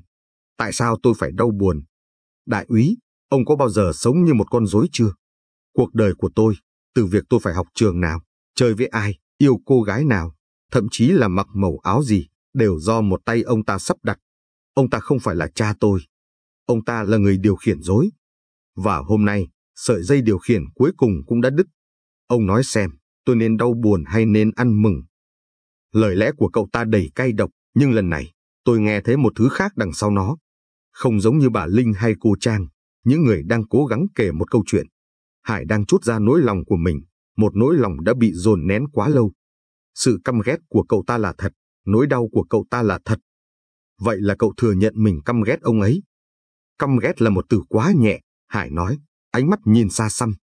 Đó là sự khinh bỉ. Ông ta dạy tôi về sự thành công, nhưng cách ông ta thành công là chà đạp lên người khác. Ông ta dạy tôi về gia đình, nhưng ông ta lại biến chính gia đình mình thành một cái nhà tù. Ông ta là một kẻ đạo đức giả vĩ đại. Cuộc thẩm vấn dường như đi vào bế tắc. Hải không hợp tác, chỉ liên tục buông những lời chỉ trích và mỉa mai. Cậu ta không cung cấp thêm được thông tin gì, và bằng chứng ngoại phạm của cậu ta cũng yếu như của ba người kia. Tôi nhìn sâu vào mắt cậu ta. Đằng sau vẻ ngoài nổi loạn và bất cần đó, tôi thấy một sự tổn thương sâu sắc. Nụ cười Joker chỉ là một chiếc mặt nạ, một tấm khiên để che giấu một tâm hồn đã quá mệt mỏi và tan vỡ. Cậu ta cố tỏ ra cứng rắn, nhưng thực chất lại là người yếu đuối nhất trong cả bốn người. Cậu có thể đi, tôi nói sau một hồi im lặng. Nhưng chúng tôi sẽ còn gặp lại cậu. Hải nhún vai, đứng dậy và thong thả bước ra ngoài, không quên ném lại một cái nhìn khiêu khích. Khi cánh cửa đóng lại, Tuấn lắc đầu ngao ngán. Tên này đúng là hết thuốc chữa. Nhưng em không nghĩ nó là thủ phạm đâu sếp ạ. Nó chỉ là một đứa thanh niên mới lớn đang giận dỗi cả thế giới thôi. Có thể, tôi đáp, tâm trí quay cuồng. Nhưng trong những vụ án gia đình, đừng bao giờ coi thường sự giận dỗi của người con. Vậy là 4 cuộc thẩm vấn đã kết thúc. 4 nghi phạm, 4 động cơ mạnh mẽ, tiền bạc và tự do của bà vợ. Sự phá sản và trả thù của gã đối tác. Tình yêu và sự phản bội của cô thư ký. Sự kìm kẹp và căm ghét của cậu con trai. Mọi thứ giống như một mớ bòng bong không có lối ra. Ai cũng có lý do, ai cũng có cơ hội, và không ai có bằng chứng ngoại phạm vững chắc. Tôi cảm thấy cái cảm giác quen thuộc của sự bế tắc đang len lỏi vào tâm trí. Vụ án cũ lại hiện về, cũng với những tình tiết phức tạp và những nghi phạm khó đoán như thế này. Lần đó, tôi đã thất bại. Lần này, tôi không cho phép mình lặp lại sai lầm đó. Kẻ thù ác đang ở rất gần, đang quan sát chúng tôi và có lẽ đang mỉm cười sau lớp mặt nạ của hắn. Đúng lúc đó, cánh cửa phòng bật mở. Một đồng chí cảnh sát trẻ hớt hải chạy vào, tay cầm một tập tài liệu được niêm phong cẩn thận. Đại úy Nam, báo cáo pháp y cuối cùng đây ạ. Tuấn vội vàng nhận lấy và đưa cho tôi. Tôi xé lớp niêm phong, tim đập nhanh hơn một chút. Đây rồi, chìa khóa để giải mã trò hề này. Tôi lật dở từng trang, đọc lướt qua những thuật ngữ y khoa phức tạp. Và rồi, tôi dừng lại ở phần kết luận. Tôi đọc đi đọc lại dòng chữ đó 2 lần, 3 lần, để chắc chắn rằng mình không nhìn nhầm. Tuấn thấy sắc mặt tôi thay đổi, liền sốt sắng hỏi, sếp, có chuyện gì vậy ạ? Báo cáo nói gì? Tôi ngẩng đầu lên, nhìn cậu ta, rồi nhìn ra ngoài hành lang, nơi bóng của 4 nghi phạm vẫn đang thấp thoáng. Một nụ cười mệt mỏi hiện lên trên môi tôi. Tuấn à, chúng ta đã sai ngay từ đầu. Tất cả chúng ta đều đã bị lừa. Tờ giấy mỏng trong tay tôi bỗng dưng nặng trĩu như một tấm bia mộ. Những dòng chữ đen trên nền trắng, những thuật ngữ y khoa khô khốc, tất cả đang nhảy múa trước mắt tôi. Nhưng rồi, chúng dừng lại, hợp nhất thành một câu kết luận duy nhất, một câu ngắn gọn nhưng có sức công phá của một quả bom. Sếp, có chuyện gì vậy ạ? Báo cáo nói gì mà mặt sếp căng thế? Tuấn không thể kiên nhẫn hơn được nữa, cậu ta nhoài người về phía trước, cố gắng liếc vào tập tài liệu. Tôi ngẩng đầu lên, gập tờ báo cáo lại một cách chậm rãi. Tôi nhìn cậu cấp dưới trẻ tuổi của mình, người vẫn đang tin rằng mình đã tìm ra chân tướng sự việc và cảm thấy một sự thương hại nhẹ. Cậu ta sắp phải học một bài học quan trọng trong nghề này, đừng bao giờ tin vào những gì được bày ra trước mắt. Tuấn à, tôi nói, giọng trầm xuống. Chúng ta đã sai ngay từ đầu. Tất cả chúng ta đều đã bị lừa. Bị lừa à? Ý sếp là sao? Con dao găm trên ngực Hoàng Đại, tôi nói, nhấn mạnh từng chữ. Nó chỉ là một vật trang trí, một đạo cụ sân khấu, một trò hề. Tuấn chớp mắt, vẻ mặt ngơ ngác hoàn toàn. Trò hề. Nhưng, vết thương đó, em đã nhìn thấy tận mắt mà. Đúng, có vết thương. Nhưng báo cáo pháp y chỉ rõ, vết thương đó được tạo ra sau khi nạn nhân đã không còn tuần hoàn. Nói một cách dễ hiểu, có kẻ nào đó đã tạo hiện trường giả sau khi ông ta đã ra đi. Nó chỉ là một màn kịch được dựng lên để đánh lạc hướng chúng ta. Sự im lặng bao trùm cả căn phòng. Tuấn há hốc miệng, không nói nên lời. Cậu ta nhìn tôi, rồi lại nhìn về phía cánh cửa thư phòng như thể không tin vào tai mình. Toàn bộ giả thuyết mà cậu ta và cả đội vừa xây dựng một cuộc ẩu đả, một hành vi bột phát trong cơn giận dữ đã sụp đổ tan tành chỉ trong một nốt nhạc. Vậy nguyên nhân thật sự là gì? Tuấn lắp bắp hỏi sau một hồi lâu. Tôi lật lại trang báo cáo, chỉ vào phần kết luận về chất hóa học. Một loại thuốc điều trị tim mạch, nhưng ở nồng độ cực kỳ cao. Báo cáo ghi chất đó ở đây, với liều lượng có thể hạ gục một con voi trưởng thành. Không màu, không mùi, không vị. Khi vào cơ thể, nó sẽ gây ngừng tim gần như ngay lập tức. Nhanh gọn, sạch sẽ, và gần như không để lại dấu vết nếu không xét nghiệm kỹ. Cục diện của vụ án vừa thay đổi 180 độ.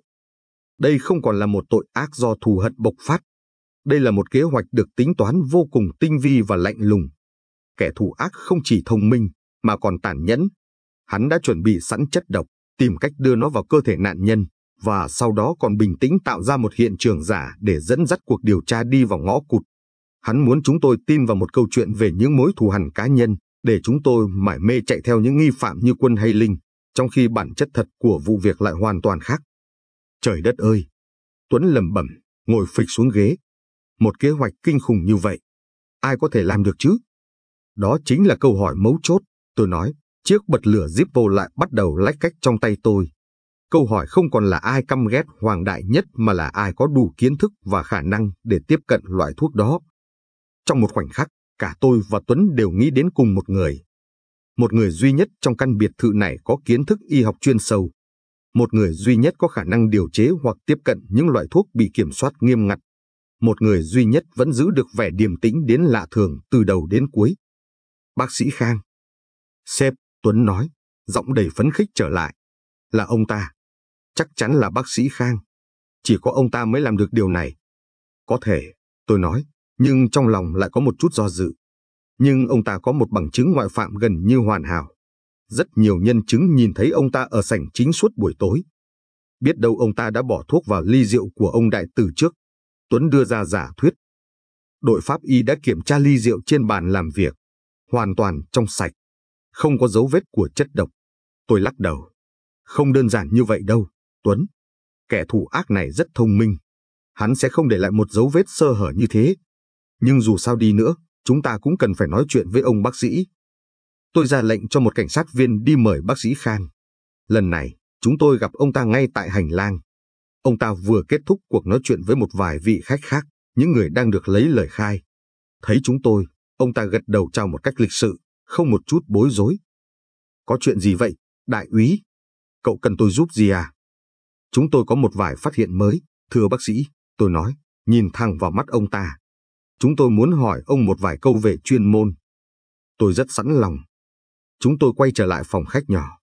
Tôi mời ông ta ngồi xuống chiếc ghế mà bà Linh và Quân đã ngồi trước đó. Ông ta ngồi xuống một cách khoan thai, hai tay đặt lên đầu gối, lưng thẳng, toát ra một vẻ tự tin và đĩnh đạc. Bác sĩ Khang, ông có biết về loại thuốc này không? Tôi chỉ vào tên loại thuốc trong báo cáo. Không một cái chớp mắt, không một chút do dự. Bác sĩ Khang gật đầu ngay lập tức. Tất nhiên là tôi biết. Đó là một loại chất thường được dùng để điều trị suy tim và một số loại rối loạn nhịp tim. Nhưng nó là một con dao hai lưỡi. Ở liều lượng điều trị, nó có thể cứu người. Nhưng chỉ cần quá liều một chút, nó sẽ trở thành một chất nguy hiểm, gây ra các rối loạn nhịp tim nghiêm trọng và cuối cùng là ngừng tim. Sự am hiểu của ông ta thật đáng kinh ngạc. Ông ta nói về nó một cách thản nhiên như một giáo sư đang giảng bài cho sinh viên. Vậy theo ông, tôi tiếp tục, nếu một người bị đầu độc ở nồng độ cực cao, triệu chứng sẽ như thế nào? Gần như không có triệu chứng gì rõ rệt nếu liều lượng đủ lớn, Khang giải thích. Nạn nhân có thể cảm thấy chóng mặt, buồn nôn trong thoáng chốc, nhưng ngay sau đó, trái tim sẽ ngừng đập. Mọi chuyện sẽ diễn ra rất nhanh.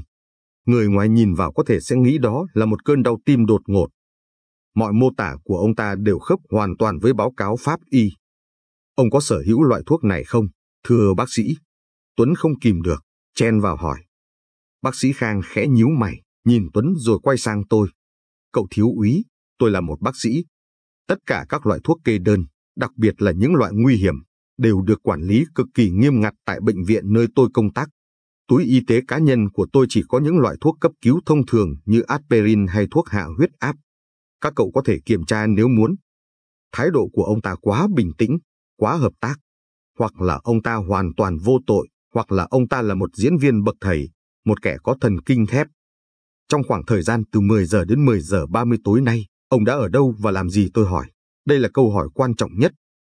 Như tôi đã nói với cậu thiếu úy lúc nãy, Khang đáp, giọng vẫn không đổi. Tôi đã ở sảnh chính. Suốt khoảng thời gian đó, tôi đã nói chuyện với ông Hưng của tập đoàn An Phát và ông Thịnh bên ngân hàng. Chúng tôi đang bàn về một dự án từ thiện mà Đại đang tài trợ. Chúng tôi đứng ngay gần quầy nước, có rất nhiều người có thể làm chứng. Cậu có thể hỏi họ. Một bằng chứng ngoại phạm không thể vững chắc hơn. Có nhân chứng, có địa điểm cụ thể. Nếu ông ta không ở gần nạn nhân, làm sao ông ta có thể ra tay?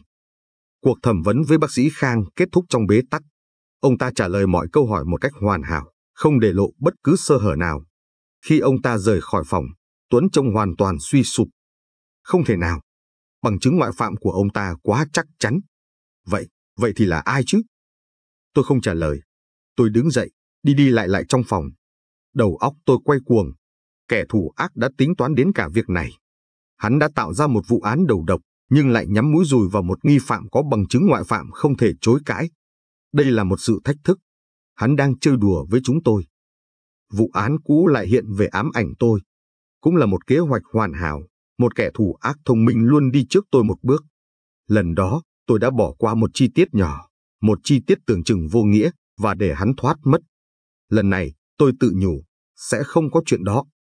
Tuấn tôi đột ngột dừng lại, ra lệnh cho tất cả các đội lục soát toàn bộ căn biệt thự này. Từng phòng một, từng ngăn kéo, từng xó xỉnh. Không được bỏ sót 1 cm vuông nào. Tôi muốn biết mọi bí mật được giấu trong cái vỏ bọc hào nhoáng này.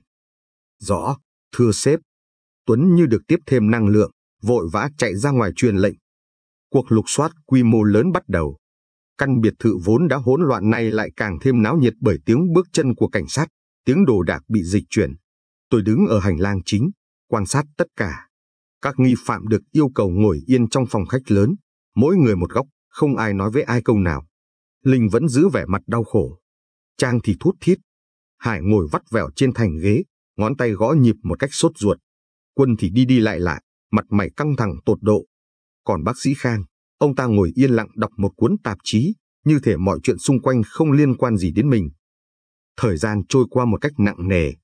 15 phút, 30 phút, gần 1 tiếng đồng hồ. Vẫn không có gì. Tôi bắt đầu cảm thấy sốt ruột. Lẽ nào kẻ thù ác đã quá cao tay, đã xóa sạch mọi dấu vết? Đúng lúc tôi đang chìm trong dòng suy nghĩ tiêu cực, Tuấn hớt hải chạy về phía tôi từ trên lầu 2. Mặt cậu ta đỏ bừng vì phấn khích, tay giơ cao một chiếc túi niêm phong đựng vật chứng. Bên trong là một vật rất nhỏ. Sếp ơi! Tìm thấy rồi! Tôi giật lấy chiếc túi từ tay cậu ta, nheo mắt nhìn vào bên trong. Đó là một lọ thủy tinh nhỏ, loại lọ dùng để đựng thuốc nhỏ mắt hoặc các dung dịch y tế khác. Nó gần như trống rỗng, chỉ còn lại một chút chất lỏng trong suốt ở đáy. Nhãn của nó đã bị ai đó xé đi một cách thô bạo. Tìm thấy ở đâu, tôi hỏi dồn. Trong phòng nghỉ tạm thời của Quân. Nó được nhét sâu trong túi của chiếc áo khoác vắt trên ghế. Đội của chúng ta đã tìm thấy nó, sếp ạ. Mọi ánh mắt trong phòng điều tra tạm thời của chúng tôi đều đổ dồn vào chiếc túi đó. Quân, lại là Quân. Gã ma cà rồng đáng nghi nhất ngay từ đầu. Một giả thuyết mới lóe lên trong đầu tôi. Có thể nào Quân đã lấy được chất độc từ một nguồn nào đó, rồi đầu độc đại.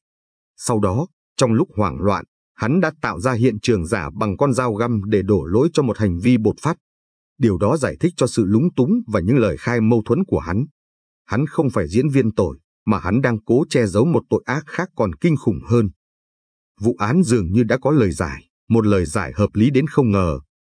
Cho giám định nhanh chất lỏng còn lại trong lọ, tôi ra lệnh. Và gọi Quân vào đây. Lần này, tôi muốn xem anh ta còn có thể chối cãi thế nào. Mọi thứ dường như đã quá rõ ràng. Nhưng sâu thẳm trong lòng, trực giác của tôi, thứ đã cứu tôi nhiều lần trong quá khứ, lại đang gào thét rằng có gì đó không ổn. Mọi thứ quá hoàn hảo, quá dễ dàng. Cái lọ thủy tinh nhỏ bé nằm im lìm trong túi niêm phong, nhưng đối với chúng tôi lúc này, sức nặng của nó còn hơn cả 1 tấn thuốc nổ. Nó là vật chứng quyết định, là mảnh ghép còn thiếu mà chúng tôi đã tìm kiếm suốt mấy tiếng đồng hồ qua. Nó biến những giả thuyết mơ hồ thành một sự thật gần như chắc chắn. Mọi ngả đường, dù vòng vèo đến đâu, cuối cùng cũng đều dẫn về một cái tên, Quân. Kết quả giám định nhanh có sau chưa đầy 15 phút, như một nhát búa cuối cùng đóng nắp cỗ quan tài cho sự tự do của gã ma cà rồng. Chất lỏng còn sót lại trong lọ chính là thứ chất gây án ở nồng độ cao.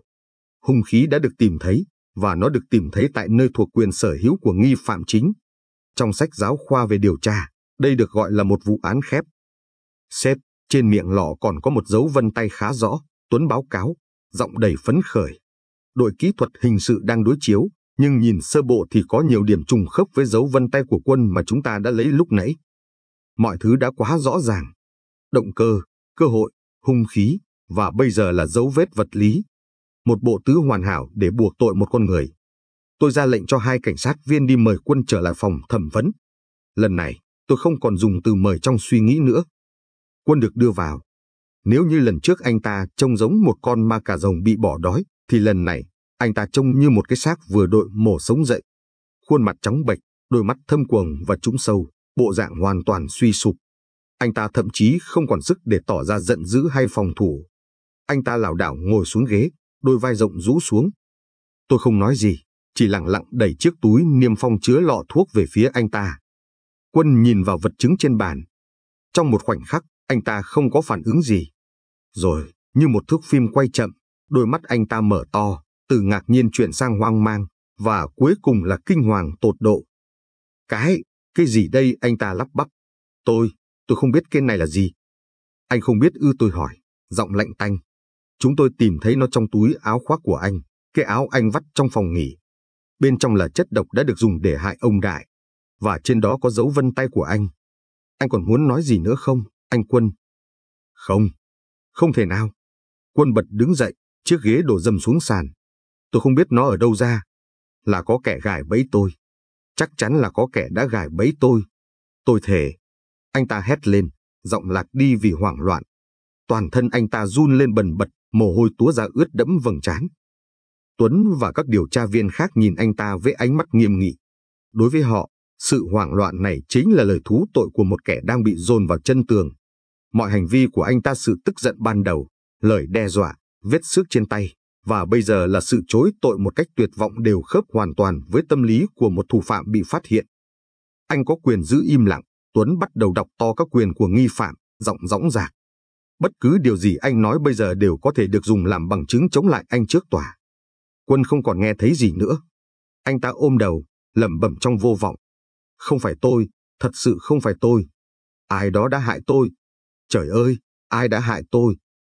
Tôi im lặng quan sát tất cả. Mọi bằng chứng đều chống lại Quân. Lý trí của một điều tra viên mách bảo tôi rằng vụ án đã kết thúc. Chúng tôi đã có thủ phạm. Tôi chỉ cần ra lệnh bắt giữ, hoàn tất hồ sơ, và đêm nay sẽ khép lại. Vụ án sẽ được giải quyết một cách nhanh gọn. Cấp trên sẽ hài lòng. Báo chí sẽ ca ngợi. Nhưng trực giác của tôi, cái thứ phi logic và mơ hồ nhưng đã nhiều lần cứu tôi khỏi những sai lầm chết người, lại đang gào thét một cách dữ dội. Có cái gì đó không ổn. Một cái gì đó sai đến mức vô lý. Mọi thứ quá hoàn hảo, quá dễ dàng. Giống như đang xem một bộ phim mà kịch bản quá lộ liễu. Kẻ xấu được xây dựng với đầy đủ các đặc điểm của một kẻ xấu. Hắn hung hăng, hắn có động cơ, hắn để lại dấu vết ở khắp mọi nơi. Khán giả không cần suy nghĩ cũng biết hắn là thủ phạm. Nhưng cuộc đời không phải là một bộ phim tồi. Kẻ thù ác thực sự thường không ngu ngốc đến vậy. Đặc biệt là một kẻ có thể vạch ra một kế hoạch đầu độc tinh vi và tạo ra hiện trường giả. Một kẻ thông minh như vậy, tại sao lại để lại hung khí trong túi áo của chính mình? Tại sao lại để lại dấu vân tay? Nó quá mâu thuẫn. Tôi nhìn vào sự tuyệt vọng trong mắt Quân. Nó là thật. Đó không phải là sự sợ hãi của một kẻ sát nhân bị bắt quả tang. Đó là sự kinh hoàng của một người vô tội nhận ra mình đang bị cả thế giới quay lưng, nhận ra mình đang bị nhấn chìm bởi những bằng chứng mà mình không thể giải thích. Sự tuyệt vọng này khác hẳn với sự lo lắng được che đậy của bà Linh, khác hẳn sự đau khổ có phần kịch tính của cô Trang. Tạm giữ anh ta, tôi nói, giọng có chút do dự, cắt ngang lời của Tuấn. Đưa anh ta đến phòng tạm giữ riêng, chưa lập biên bản bắt giữ vội. Tuấn ngạc nhiên nhìn tôi. Nhưng thưa sếp, mọi thứ đã quá rõ ràng rồi mà. Cứ làm theo lời tôi đáp, giọng quả quyết hơn. Tôi cần thêm thời gian. Chỉ một chút thời gian nữa thôi. Hai cảnh sát viên bước vào, còng tay Quân lại. Anh ta không còn chống cự, chỉ buông thõng hai tay, để mặc cho họ dẫn đi. Trước khi khuất sau cánh cửa, anh ta quay lại nhìn tôi, ánh mắt đầy van lơn và tuyệt vọng. Đại úy, xin hãy tin tôi. Ánh mắt đó cứ ám ảnh tôi. Khi căn phòng chỉ còn lại tôi và Tuấn, cậu ta không giấu được sự bối rối. Sếp, tại sao lại chần chừ ạ? Chúng ta đã có đủ bằng chứng để buộc tội anh ta rồi. Cậu có thấy nó quá dễ dàng không? Tuấn, tôi hỏi ngược lại, bắt đầu đi lại lại. Một kẻ có thể tính toán để ra tay với nạn nhân một cách hoàn hảo, tạo ra hiện trường giả để đánh lạc hướng, lại có thể sơ suất đến mức vứt hung khí vào túi áo của mình sao? Nó không hợp lý. Có thể trong lúc hoảng loạn, anh ta đã không kịp phi tang. Hoảng loạn, một kẻ có thể bình tĩnh cắm dao vào ngực một người đã khuất thì không phải là loại người dễ hoảng loạn đâu. Không, đây là một cái bẫy. Một cái bẫy được giăng ra quá hoàn hảo. Quân chỉ là một con tốt thí, một vật tế thần. Trong lúc đầu óc đang căng như dây đàn, tôi bất chợt dừng lại. Ánh mắt tôi vô tình dừng lại ở bức ảnh hiện trường được ghim trên bảng. Bức ảnh chụp cận cảnh khuôn mặt của Hoàng Đại. Và rồi, tôi nhìn sang một bức ảnh khác, chụp bàn tay của Quân với vết xước đáng ngờ. Vết xước. Tôi tiến lại gần tấm bảng, nheo mắt nhìn kỹ. Bác sĩ pháp y ban đầu nhận định đó có thể là vết cào do nạn nhân gây ra trong lúc vật lộn. Giả thuyết đó rất hợp lý nếu đây là một vụ án bột phát. Nhưng bây giờ, chúng tôi biết Hoàng Đại ra đi vì ngộ độc, một cái kết êm ái và nhanh chóng. Gần như không có sự vật lộn. Vậy thì vết xước này từ đâu ra? Anh ta nói là do va quệt với một bà phù thủy đeo nhẫn to, Tuấn nhắc lại. Một lời nói dối, tôi lẩm bẩm. Nhưng tại sao lại phải nói dối về một chi tiết nhỏ như vậy? Tôi nhìn kỹ lại hình dạng của vết xước. Nó không phải là một đường thẳng hay một vết rách do va chạm. Nó có hình vòng cung, gồm nhiều vệt nhỏ song song. Nó giống như, đúng rồi, nó giống như bị móng tay của một người cào vào. Không phải móng tay của một người đàn ông trong lúc giằng co, mà giống như một cái cào có chủ đích hơn. Và rồi, Một chi tiết khác chợt lóe lên trong đầu tôi. Một lời khai tưởng chừng như vô hại.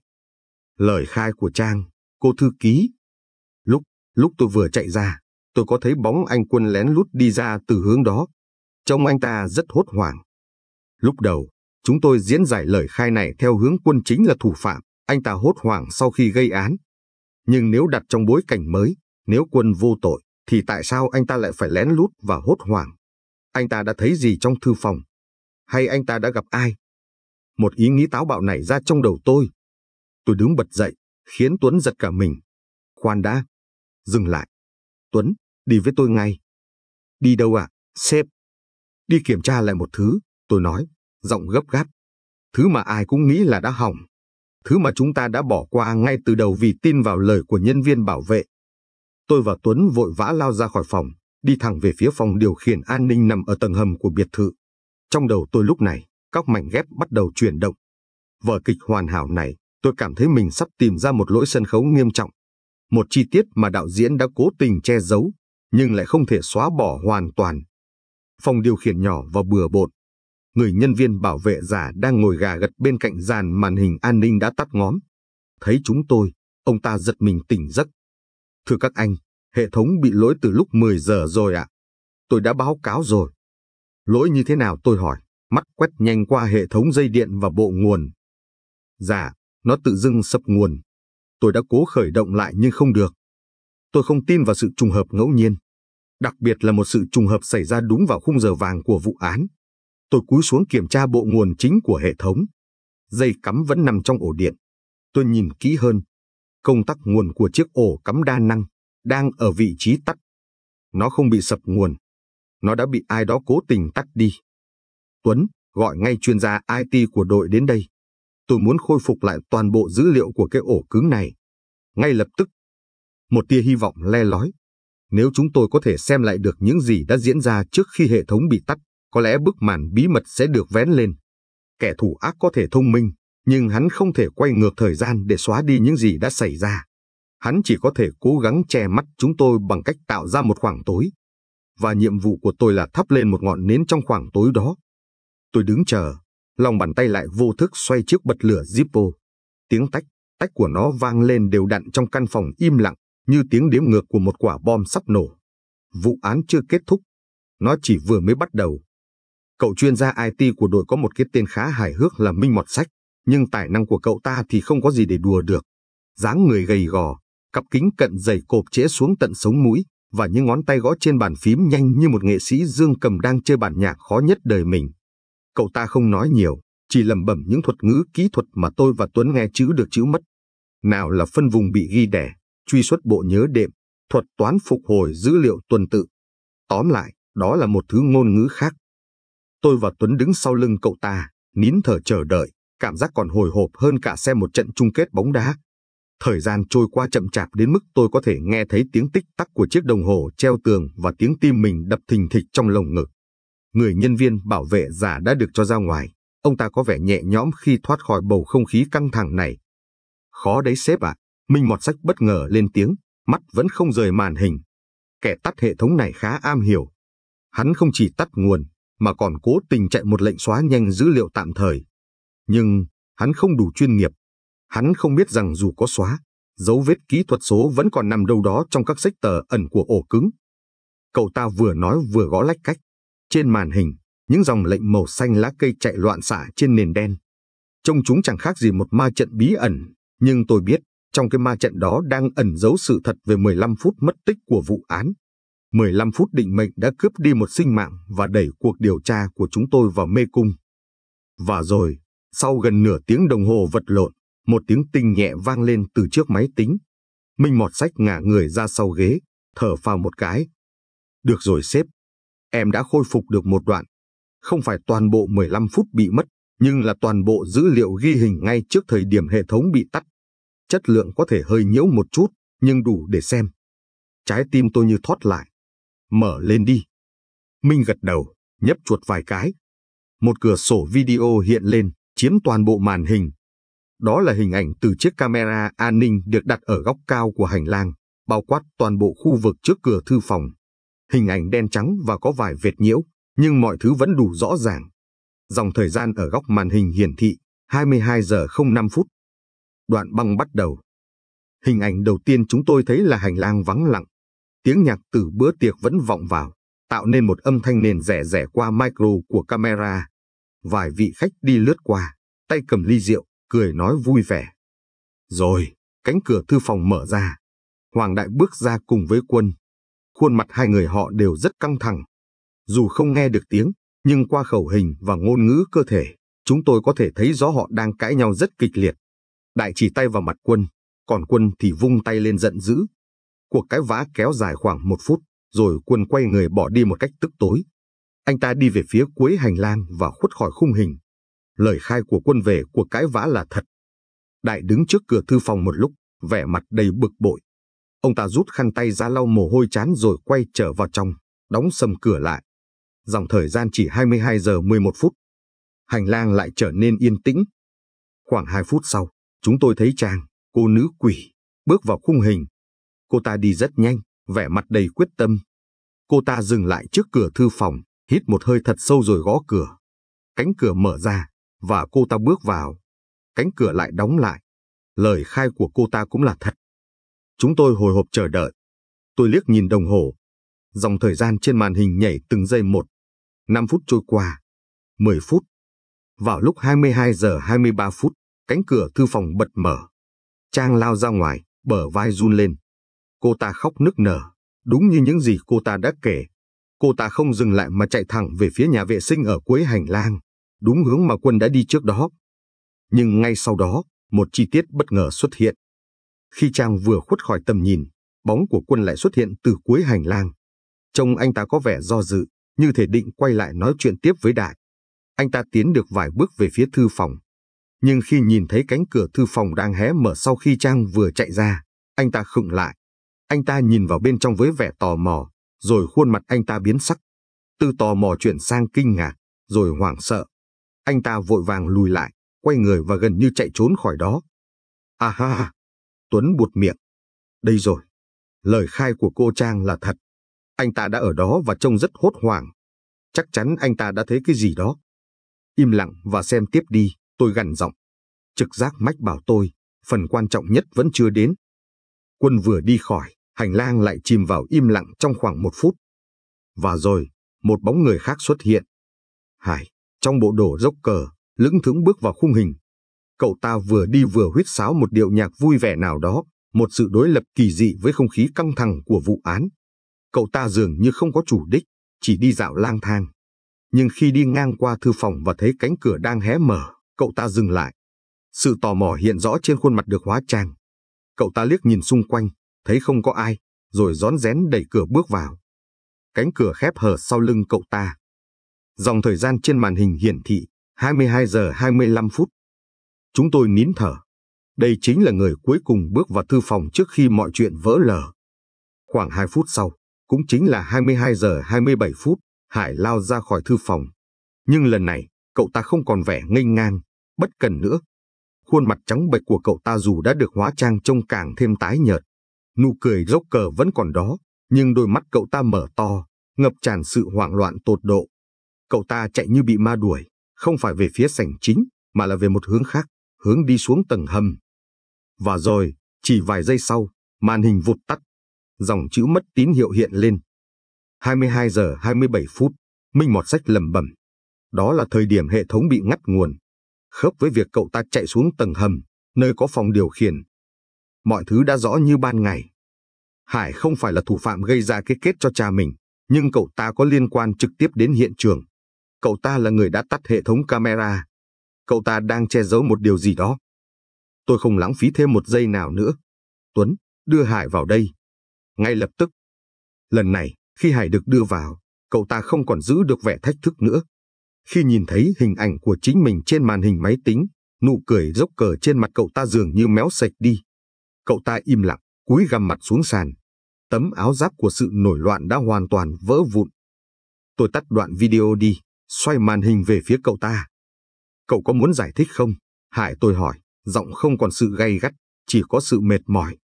Chúng tôi biết cậu không phải là người ra tay. Nhưng cậu đã ở đó. Cậu đã thấy gì? Và tại sao cậu lại tắt hệ thống camera? Hải im lặng một lúc lâu. Cả người cậu ta bắt đầu run lên, không phải vì lạnh, mà vì sợ hãi. Tiếng nấc nghẹn ngào bắt đầu thoát ra từ cổ họng cậu ta. Nụ cười được vẽ trên mặt giờ đây trở thành một biểu tượng bi thảm đến tột cùng. Cuối cùng, cậu ta cũng sụp đổ. Tôi không cố ý, cậu ta thút thít, giọng nói giờ đây đầy vẻ sợ hãi. Lúc đó, tôi thấy cô Trang khóc lóc chạy đi. Tôi tò mò. Tôi ghét ông ấy, tôi thích cô Trang. Tôi tò mò muốn biết ông ấy đã nói gì khiến cô ấy suy sụp như vậy. Cậu ta ngẩng lên, nước mắt hòa với lớp trang điểm, tạo thành những vệt màu gớm ghiếc. Tôi đẩy cửa bước vào. Tôi gọi ba ơi, nhưng không có ai trả lời. Và rồi, tôi thấy ông ấy gục trên bàn làm việc, giống như đang ngủ. Tôi lại gần, lay vai ông ấy, nhưng ông ấy không cử động. Tôi đã thử bắt mạch. Tôi không biết cách làm, chỉ bắt chước trên phim thôi. Nhưng tôi không cảm thấy gì cả. Da ông ấy lạnh ngắt. Và rồi tôi biết, ông ấy đi rồi. Hải nấc lên một tiếng. Tôi không biết mình nghĩ gì nữa, đại úy ạ. Trong đầu tôi trống rỗng. Một phần tôi sợ hãi. Nhưng một phần khác, một phần đen tối trong tôi, lại cảm thấy hả hê, cảm thấy nhẹ nhõm. Con rối đã tự do rồi. Và rồi, mắt tôi nhìn thấy con dao găm bạc trên bàn. Nó là vật trang trí ông ấy rất thích, lúc nào cũng khoe khoang. Cậu ta hít một hơi thật sâu, như thể sắp nói ra một bí mật kinh khủng nhất. Tôi đã cầm nó lên. Tôi không biết tại sao. Giống như có ai đó điều khiển tay tôi vậy. Tôi nhìn vào ngực ông ấy, và tôi đã làm điều đó. Tôi muốn trả thù cho mẹ tôi, cho Trang và cho tất cả những gì ông ta đã làm. Lời thú tội của Hải khiến cả căn phòng chết lặng. Tuấn sững sờ. Minh Mọt Sách thì ngồi im như phỗng. Tôi đã đoán được cậu ta có liên quan đến hiện trường giả, nhưng tôi không ngờ động cơ đằng sau nó lại phức tạp và tăm tối đến vậy. Sau đó thì sao, tôi hỏi khẽ. Sau đó tôi bừng tỉnh, Hải nói, giọng đầy hối hận. Tôi nhìn thấy những gì mình vừa làm. Tôi hoảng sợ. Tôi nghĩ rằng mọi người sẽ nghĩ tôi là thủ phạm. Tôi chỉ biết chạy. Tôi nhớ ra phòng điều khiển camera ở dưới hầm. Tôi đã chạy xuống đó và rút vít cắm. Tôi chỉ muốn xóa đi mọi dấu vết. Tôi đã quá sợ hãi. Vậy là mọi chuyện đã được giải đáp. Bí ẩn về hiện trường giả, lý do hệ thống camera bị tắt, và cả sự hoảng loạn của Quân. Anh ta đã nhìn thấy Hoàng Đại gục trên bàn, và có lẽ anh ta cũng sợ bị liên lụy nên đã vội vàng bỏ đi. Lời thú tội của Hải đã chứng minh một điều quan trọng. Quân đã bị gài bẫy một cách hoàn hảo. Cái lọ thuốc trong phòng anh ta chắc chắn đã bị ai đó lén bỏ vào. Kẻ thù ác thực sự vẫn còn ngoài kia, một kẻ vô cùng thông minh và tàn nhẫn, đã lợi dụng tất cả mọi người, sự tức giận của Quân, nỗi đau của Trang và cơn hoảng loạn của Hải để che đậy cho tội ác của mình. Hắn như một người chơi cờ bậc thầy, điều khiển tất cả các quân cờ trên bàn cờ hỗn loạn này. Vụ án, một lần nữa, lại quay về vạch xuất phát. Hải bị tạm giữ để điều tra về hành vi xâm phạm và làm sai lệch hiện trường, nhưng cậu ta không phải kẻ gây án. Quân được minh oan và thả ra khỏi phòng tạm giữ. Anh ta trông vẫn còn bàng hoàng, chưa thể tin được mình vừa thoát khỏi một cái bẫy chết người. Giờ đây, danh sách nghi phạm chỉ còn lại 3 người. Linh, người vợ luôn tỏ ra đau khổ. Trang, cô thư ký với câu chuyện tình bi lụy. Và bác sĩ Khang, người đàn ông điềm tĩnh với bằng chứng ngoại phạm hoàn hảo. Một trong số họ, hoặc có thể là sự kết hợp của họ, chính là đạo diễn của vở kịch ma quái này.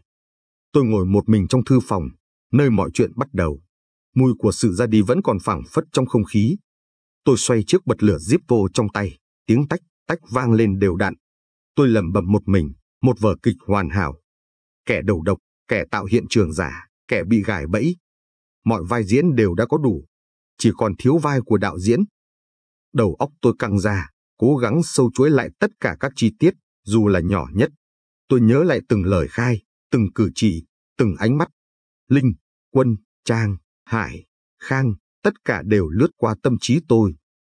Và rồi, bỗng một chi tiết nhỏ, một câu nói tưởng chừng như vô nghĩa từ đầu buổi tối, một câu nói mà tôi đã bỏ qua vì cho rằng nó không quan trọng, chợt lóe lên trong đầu tôi. Một câu nói của bà Linh. Trời ơi, ai đã nhẫn tâm đâm anh ấy như vậy? Bà ta đã nói câu đó ngay khi tôi vừa bước vào. Lúc đó, con dao trên ngực Đại trông không khác gì một phần của bộ trang phục. Tại sao bà ta lại chắc chắn đó là một nhát đâm thật? Một tia sáng lóe lên. Mọi mảnh ghép dường như đang bắt đầu tìm về đúng vị trí của nó. Thư phòng của Hoàng Đại giờ đây đã trở thành tổng hành dinh bất đắc dĩ của tôi. Bảng ghim di động đã được dựng lên, chi chít những bức ảnh chân dung của các nghi phạm, ảnh hiện trường và những sợi chỉ đỏ nối các chi tiết lại với nhau như một tấm mạng nhện rối rắm. Quân đã được chứng minh vô tội. Hải đã thú nhận vai trò không mong muốn của mình. Tấm mạng nhện giờ đã thu hẹp lại, chỉ còn quấn quanh 3 người, Linh, Trang và Khang.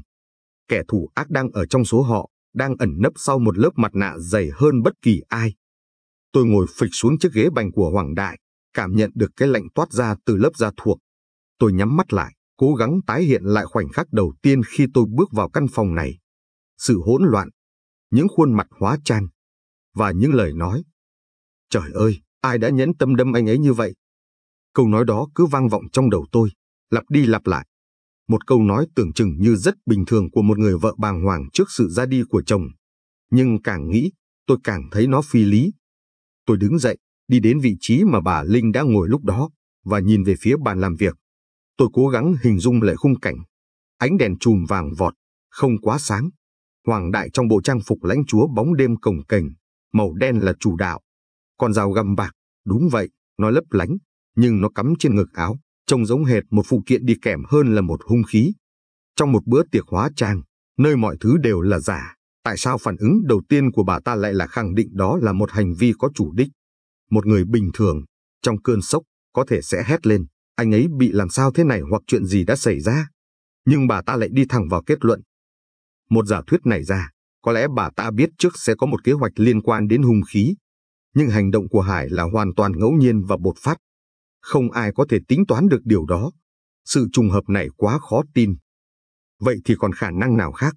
Có lẽ nào bà ta chỉ đang diễn kịch và buột miệng nói ra một lời thoại không phù hợp.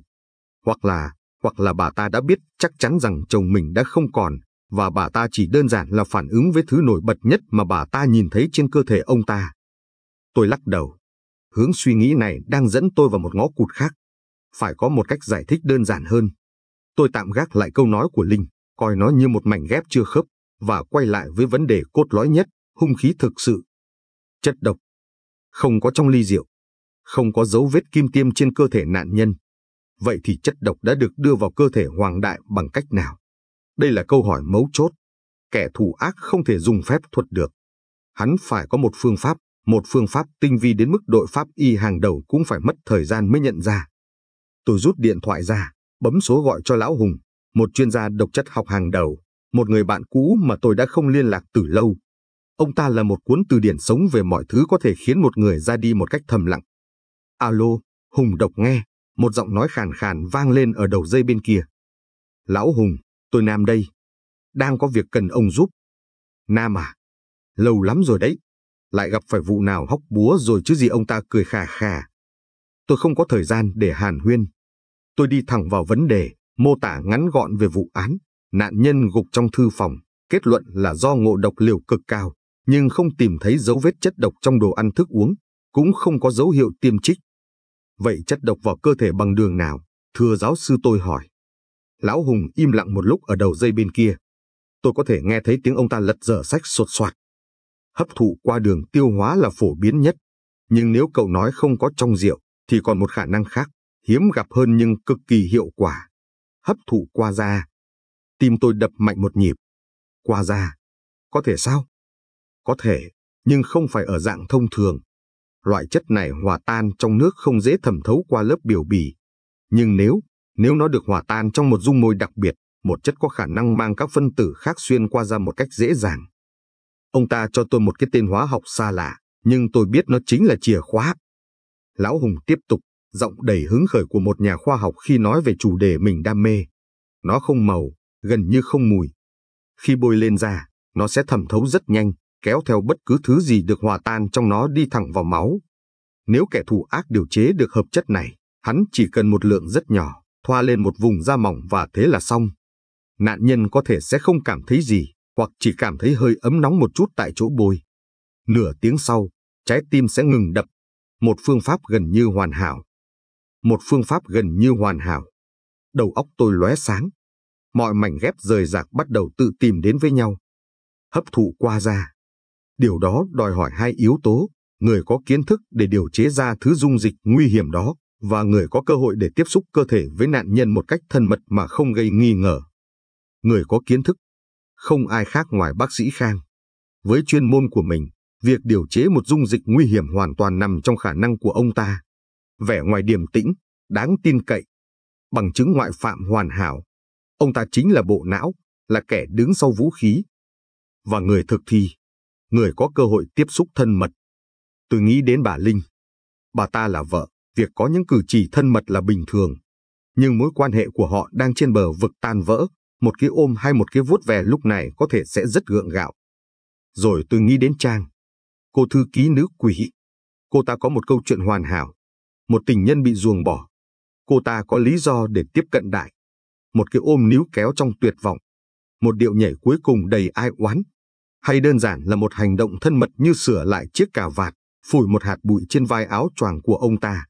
Tất cả đều là những cơ hội vàng để bí mật thoa thứ dung dịch vô hình đó lên da nạn nhân. Bác sĩ Khang và Trang, sự điềm tĩnh và sự nồng nhiệt, bác sĩ và thư ký của cùng một gia đình. Một sự kết hợp tưởng chừng như không thể, nhưng lại vô cùng hợp lý trong một kế hoạch tinh vi thế này. Nhưng đó vẫn chỉ là giả thuyết. Tôi cần bằng chứng, một mối liên kết cụ thể giữa họ. Tôi cúp máy sau khi cảm ơn Lão Hùng, rồi gọi ngay cho Tuấn và Minh mọt sách. Minh, tôi cần cậu làm một việc. Rà soát lại toàn bộ lịch sử liên lạc giữa bác sĩ Khang và cô thư ký Trang. Không chỉ là cuộc gọi và tin nhắn thông thường. Đào sâu hơn nữa. Mạng xã hội, các ứng dụng trò chuyện mã hóa, email cá nhân, bất cứ thứ gì có thể. Tôi tin rằng có một kênh liên lạc bí mật giữa họ. Rõ thưa sếp. Trong lúc Minh bắt tay vào việc, tôi đi một vòng quanh biệt thự. Bình minh đã bắt đầu ló dạng ở phía xa, nhuộm một màu cam nhạt lên bầu trời đêm. Bữa tiệc Halloween ma quái đã kết thúc, để lại một sự tĩnh lặng đến rợn người. Những quả bí ngô nhe nhờn giờ trông thật thảm hại dưới ánh sáng yếu ớt của buổi sớm. Những chiếc mặt nạ. Tôi chợt nhận ra, vở kịch của Trang không chỉ là để đánh lạc hướng chúng tôi. Nó còn là một chiếc mặt nạ hoàn hảo để che đậy động cơ thực sự. Câu chuyện tình yêu bi đát đã vẽ nên một bức tranh rằng Đại là kẻ phản bội. Nhưng nếu sự thật hoàn toàn ngược lại thì sao? Nửa tiếng sau, điện thoại của tôi rung lên. Là số của Minh. Sếp ơi, có rồi, giọng cậu ta đầy vẻ đắc thắng. Lịch sử cuộc gọi và tin nhắn thông thường của họ rất trong sạch, chỉ toàn chuyện công việc.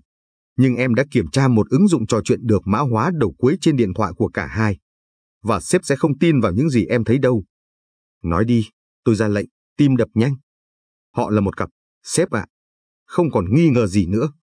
Họ đã lén lút qua lại với nhau hơn 1 năm nay. Có hàng trăm tin nhắn mùi mẫn, những tấm ảnh chụp chung trong các chuyến đi mà họ nói dối là đi công tác riêng. Họ gọi nhau bằng những biệt danh rất thân mật. Vậy là đã rõ. Mối liên kết đã được xác lập. Còn gì nữa không? Có, thưa sếp. Đây mới là phần quan trọng nhất, mình nói, giọng nghiêm túc hơn. Em tìm thấy một đoạn chat từ 3 ngày trước. Nội dung rất đáng sợ. Trang nhắn cho Khang, anh ta biết rồi. Em nghĩ là anh ta đã biết tất cả. Anh ta nhìn em bằng ánh mắt khác hẳn. Chúng ta phải làm gì đây anh? Khang đã trả lời, bình tĩnh đi em. Mọi chuyện đều có cách giải quyết. Cứ làm theo kế hoạch B mà chúng ta đã bàn. Bữa tiệc Halloween sẽ là đêm hạ màn cho tất cả. Kế hoạch B, đêm hạ màn. Mọi mảnh ghép cuối cùng đã khớp vào vị trí, tạo nên một bức tranh hoàn chỉnh và kinh hoàng.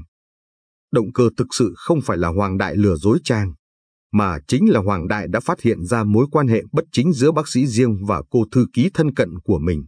Ông ta, với bản tính độc đoán và tàn nhẫn của mình, chắc chắn đã không để yên cho họ. Ông ta định phanh phui mọi chuyện, có thể là ngay trong bữa tiệc tối nay. Ông ta sẽ hủy hoại cả hai người họ, tống cổ Trang ra đường mà không có một xu dính túi, và quan trọng hơn, hủy hoại sự nghiệp và danh tiếng của bác sĩ Khang bằng cách tố cáo ông ta vi phạm y đức. Đối mặt với nguy cơ mất tất cả, Khang và Trang đã quyết định hành động trước. Họ đã vạch ra một kế hoạch hoàn hảo. Khang, với kiến thức của mình, đã điều chế ra thứ vũ khí im lặng.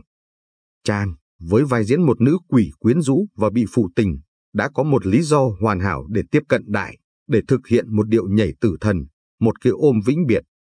Họ đã gài bẫy Quân, người có động cơ rõ ràng nhất, để biến anh ta thành vật tế thần.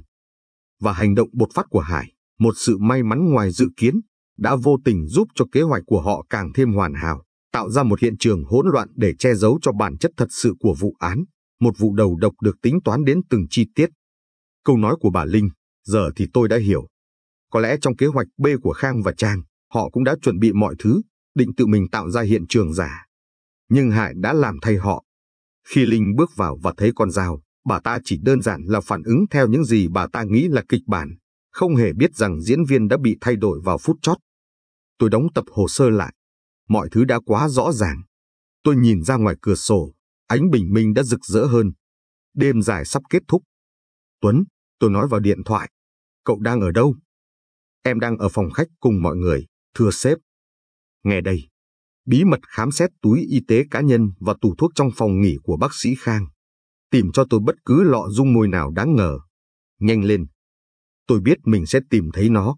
Đó sẽ là bằng chứng vật chất cuối cùng, là chiếc đinh cuối cùng đóng vào cố quan tài của kế hoạch hoàn hảo này. Chưa đầy 10 phút sau, Tuấn gọi lại, giọng đầy phấn khích xen lẫn kinh ngạc.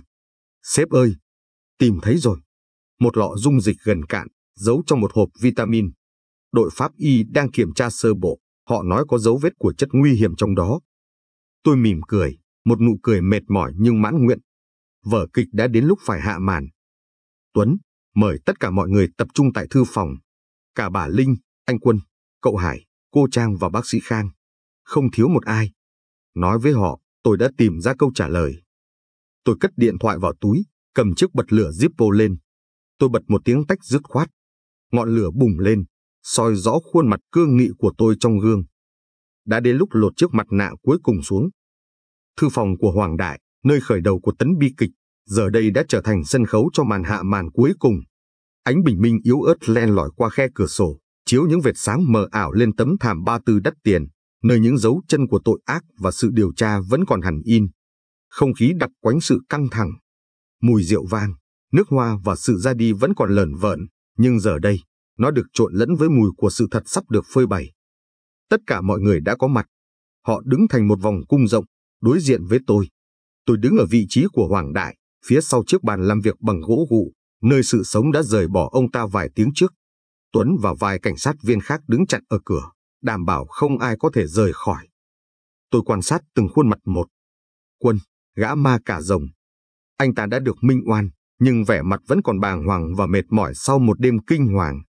Anh ta nắm chặt tay vợ, tìm kiếm sự an ủi. Bà Linh, nữ hoàng Ai Cập, trông già đi cả chục tuổi. Lớp mặt nạ đau khổ của bà ta đã phần nào rạn nứt, để lộ ra sự hoang mang và sợ hãi. Bà ta không biết chuyện gì sắp xảy ra, nhưng linh cảm của một người phụ nữ đã sống trong lừa dối quá lâu mách bảo bà ta rằng mọi bí mật sắp bị lật tẩy. Hải, gã dốc cờ, đứng tách biệt một góc. Cậu ta đã thay bộ đồ hóa trang, mặc một bộ quần áo thường ngày. Không còn nụ cười man dợ, không còn thái độ thách thức. Gương mặt cậu ta chỉ còn lại sự trống rỗng và hối hận. Cậu ta nhìn xuống sàn nhà, không dám đối diện với bất kỳ ai. Và cuối cùng là cặp đôi nhân vật chính của đêm nay. Trang, cô nữ quỷ, vẫn cố gắng giữ vai diễn của mình. Cô ta đứng nép mình sau lưng bác sĩ Khang, đôi mắt vẫn còn ngấn nước, thỉnh thoảng lại đưa tay lên chấm nhẹ. Trông cô ta vẫn là một nạn nhân đáng thương. Bác sĩ Khang, người đàn ông không mặt nạ, vẫn giữ vẻ điềm tĩnh cố hữu. Ông ta đứng thẳng, hai tay chắp sau lưng, khuôn mặt không biểu lộ chút cảm xúc nào. Ông ta nhìn tôi bằng ánh mắt dò xét, như thể đang đánh giá một đối thủ trong một ván cờ cân não. Ông ta vẫn tin rằng mình đang nắm đằng chuôi. Tôi để cho sự im lặng kéo dài thêm một chút, để cho sức nặng của nó đè lên tâm lý của từng người.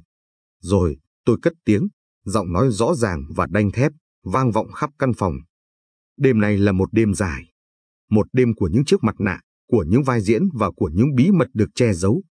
Nhưng bất kỳ vở kịch nào rồi cũng phải đến hồi kết.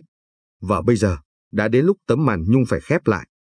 Tôi dừng lại, nhìn thẳng vào Quân và Hải.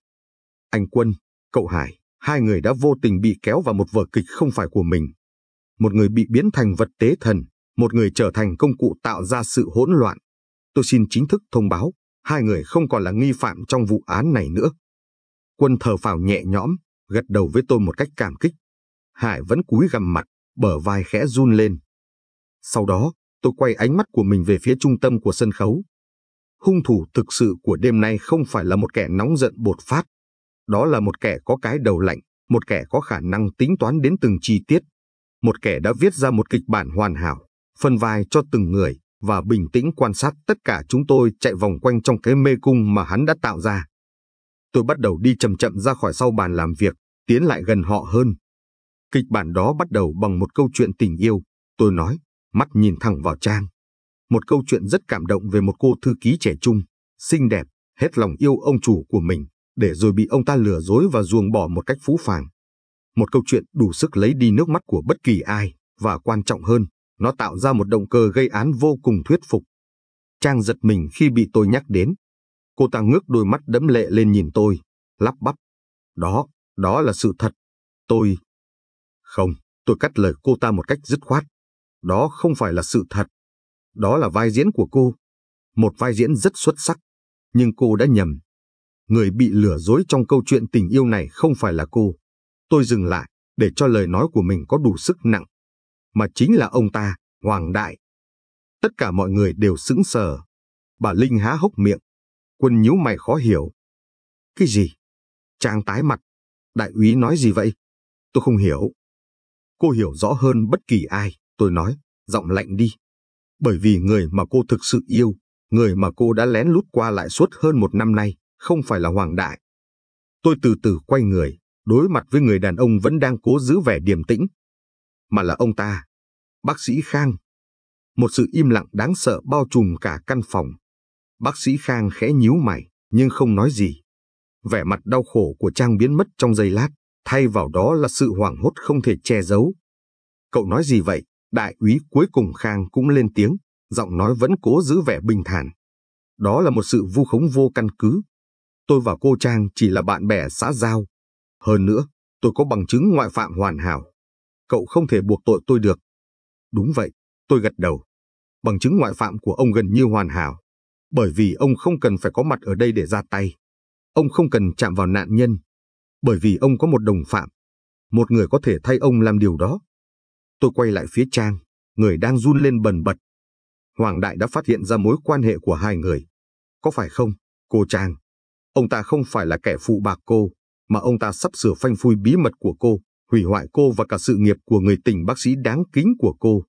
Và hai người đã quyết định phải hành động trước, phải bịt miệng ông ta lại mãi mãi. Tôi kể lại toàn bộ kế hoạch của họ, rành rọt và chi tiết, như thể tôi đã ở đó và chứng kiến tất cả. Ông, bác sĩ Khang, với kiến thức y học của mình, đã điều chế ra một thứ dung dịch nguy hiểm, một thứ vũ khí vô hình, không dấu vết. Ông chính là bộ não, là kẻ cung cấp vũ khí. Và cô, Trang, tôi nhìn thẳng vào cô ta. Cô là người thực thi. Trong vai một nữ quỷ quyến rũ, trong vai một người tình bị ruồng bỏ, cô đã có lý do hoàn hảo nhất để tiếp cận Hoàng Đại. Một điệu nhảy, một cái ôm, hay chỉ một cái chạm nhẹ, cũng đủ để cô bí mật thoa thứ dung dịch đó lên da ông ta. Chất độc ngấm dần, và nửa tiếng sau, ông ta lặng lẽ ra đi trong thư phòng, giống như một cơn đau tim đột ngột. Trang bắt đầu lùi lại, lắc đầu lia lịa. Không phải tôi. Kế hoạch của hai người thật hoàn hảo, tôi tiếp tục, không cho cô ta cơ hội chối cãi. Hai người đã gài bẫy anh Quân, người có động cơ rõ ràng nhất, bằng cách lén bỏ lọ thuốc vào túi áo của anh ta. Hai người đã lợi dụng nỗi đau của cô để tạo ra một câu chuyện bi lụy, hướng sự chú ý của chúng tôi vào những mối thù hằn cá nhân. Và hành động của Hải, một sự trùng hợp ngẫu nhiên, lại càng giúp kế hoạch của hai người thêm vững chắc. Tất cả chúng tôi đã bị hai người dắt mũi. Lúc này, vẻ điềm tĩnh của bác sĩ Khang bắt đầu rạn nứt. Trán ông ta lấm tấm mồ hôi. Ông ta biết tôi không chỉ đang suy đoán, tôi đang nói ra sự thật. Cậu không có bằng chứng, ông ta gằn giọng, nhưng giọng nói đã mất đi sự tự tin. Ông nhầm rồi, tôi mỉm cười, một nụ cười mệt mỏi nhưng chiến thắng. Chúng tôi đã tìm thấy lịch sử trò chuyện bí mật của hai người, nơi hai người bàn về kế hoạch B và đêm hạ màn. Và quan trọng nhất, tôi dừng lại, nhìn thẳng vào mắt ông ta. Chúng tôi đã tìm thấy lọ dung môi gần cạn, được giấu trong tủ thuốc cá nhân của ông. Kết quả giám định sơ bộ cho thấy có dấu vết của chất nguy hiểm trong đó. Ông còn muốn chối cãi nữa không, thưa bác sĩ? Đó là đòn kết liễu. Vẻ mặt điềm tĩnh của Khang sụp đổ hoàn toàn. Ông ta lảo đảo lùi lại một bước, khuôn mặt tái mét. Ông ta biết mọi chuyện đã kết thúc. Và khi bộ não của kế hoạch đã gục ngã, người thực thi cũng không còn có thể diễn kịch được nữa. Là ông ta. Tất cả là do ông ta. Trang đột nhiên gào lên, chỉ tay vào Khang. Ông ta đã ép tôi làm vậy. Ông ta nói đó là cách duy nhất để chúng tôi có thể ở bên nhau. Tôi không muốn. Tôi thật sự không muốn. Cô im đi, đồ ngu ngốc. Khang cũng không còn giữ được bình tĩnh, quay sang quát lại cô ta. Nếu không phải vì cô bất cẩn để cho lão ta phát hiện, thì chúng ta đã không phải làm đến bước này. Những chiếc mặt nạ cuối cùng đã rơi xuống. Không còn vẻ điềm tĩnh của một bác sĩ đáng kính. Không còn sự yếu đuối của một cô gái thất tình. Chỉ còn lại sự trần trụi của lòng tham, sự dối trá và sự tàn nhẫn khi họ quay sang đổ lỗi cho nhau. Tuấn và các cảnh sát viên khác lập tức ập vào, còng tay cả hai người lại. Họ không còn chống cự nữa. Vở kịch đã kết thúc và họ đã thua. Khi Trang và Khang bị giải đi, không khí trong thư phòng dường như được thanh tẩy. Bà Linh đứng chết lặng. Bà ta có lẽ không bao giờ ngờ được ông Khang, người có mối quan hệ bí mật với mình, lại là một cặp với Trang. Hải nhìn theo hai kẻ thù ác, ánh mắt không còn sự hận thù, chỉ còn lại một sự trống rỗng đến đáng sợ. Người con gái anh có cảm tình, lại đi chung với người khác. Cậu ta đã nhận ra, sự ra đi của cha mình không hề mang lại sự giải thoát như cậu ta vẫn tưởng. Mối quan hệ giữa những người trong gia đình này rối rắm như một mớ hỗn độn. Bình minh đã lên hẳn. Những tia nắng đầu tiên của một ngày mới chiếu rọi vào căn phòng, xua tan đi bóng tối của đêm dài. Tôi và Tuấn bước ra khỏi biệt thự. Không khí trong lành của buổi sáng sớm ập vào lồng ngực, gột rửa đi sự ngột ngạt và mệt mỏi. Vụ án đã khép lại. Thật không thể tin được, sếp ạ, Tuấn nói, phá vỡ sự im lặng. Họ đã diễn quá giỏi. Nếu không có sếp, có lẽ chúng ta đã kết tội oan cho anh Quân rồi. Tôi không trả lời. Tôi chỉ rút bao thuốc ra, châm một điếu. Tôi rít một hơi thật sâu rồi từ từ thở ra làn khói trắng, nhìn nó hòa vào màn sương sớm còn vương trên những bãi cỏ. Đêm Halloween đã kết thúc. Những chiếc mặt nạ hóa trang đã được tháo xuống. Nhưng đáng sợ hơn, những chiếc mặt nạ của lòng người cũng đã bị lột trần. Tôi chợt nghĩ, mỗi ngày, có biết bao nhiêu người ngoài kia vẫn đang đeo những chiếc mặt nạ còn hoàn hảo hơn cả của Trang và Khang. Họ diễn những vai kịch của riêng mình, che giấu những bí mật của riêng mình. Và công việc của tôi, đơn giản chỉ là một người đi xem kịch, cố gắng tìm ra đâu là diễn viên và đâu là sự thật. Vụ án này đã khép lại, nhưng nỗi ám ảnh về sự phức tạp của lòng người thì vẫn còn đó, giống như vụ án cũ của tôi. Có lẽ, đó là một phần của công việc này, một phần mà tôi sẽ phải mang theo mãi mãi. Tôi dụi tắt điếu thuốc, nhìn về phía chân trời đang rực sáng. Một ngày mới đã bắt đầu. Và ở đâu đó trong thành phố rộng lớn này, một tấn bi kịch khác có lẽ cũng đang âm thầm được viết nên. Và thế là tấm màn nhung đã khép lại cho vở kịch Halloween hoàn hảo.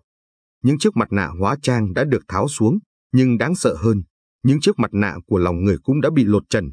Câu chuyện cho chúng ta thấy rằng, đôi khi, kẻ thù ác đáng sợ nhất không phải là những con quỷ trong truyền thuyết, mà chính là những con người ở ngay bên cạnh ta, ẩn mình sau vẻ ngoài điềm tĩnh và đáng tin cậy. Cảm ơn các bạn đã lắng nghe. Đừng quên like, chia sẻ và cho Nam hay Kể biết cảm nhận của bạn nhé. Hẹn gặp lại trong câu chuyện tiếp theo.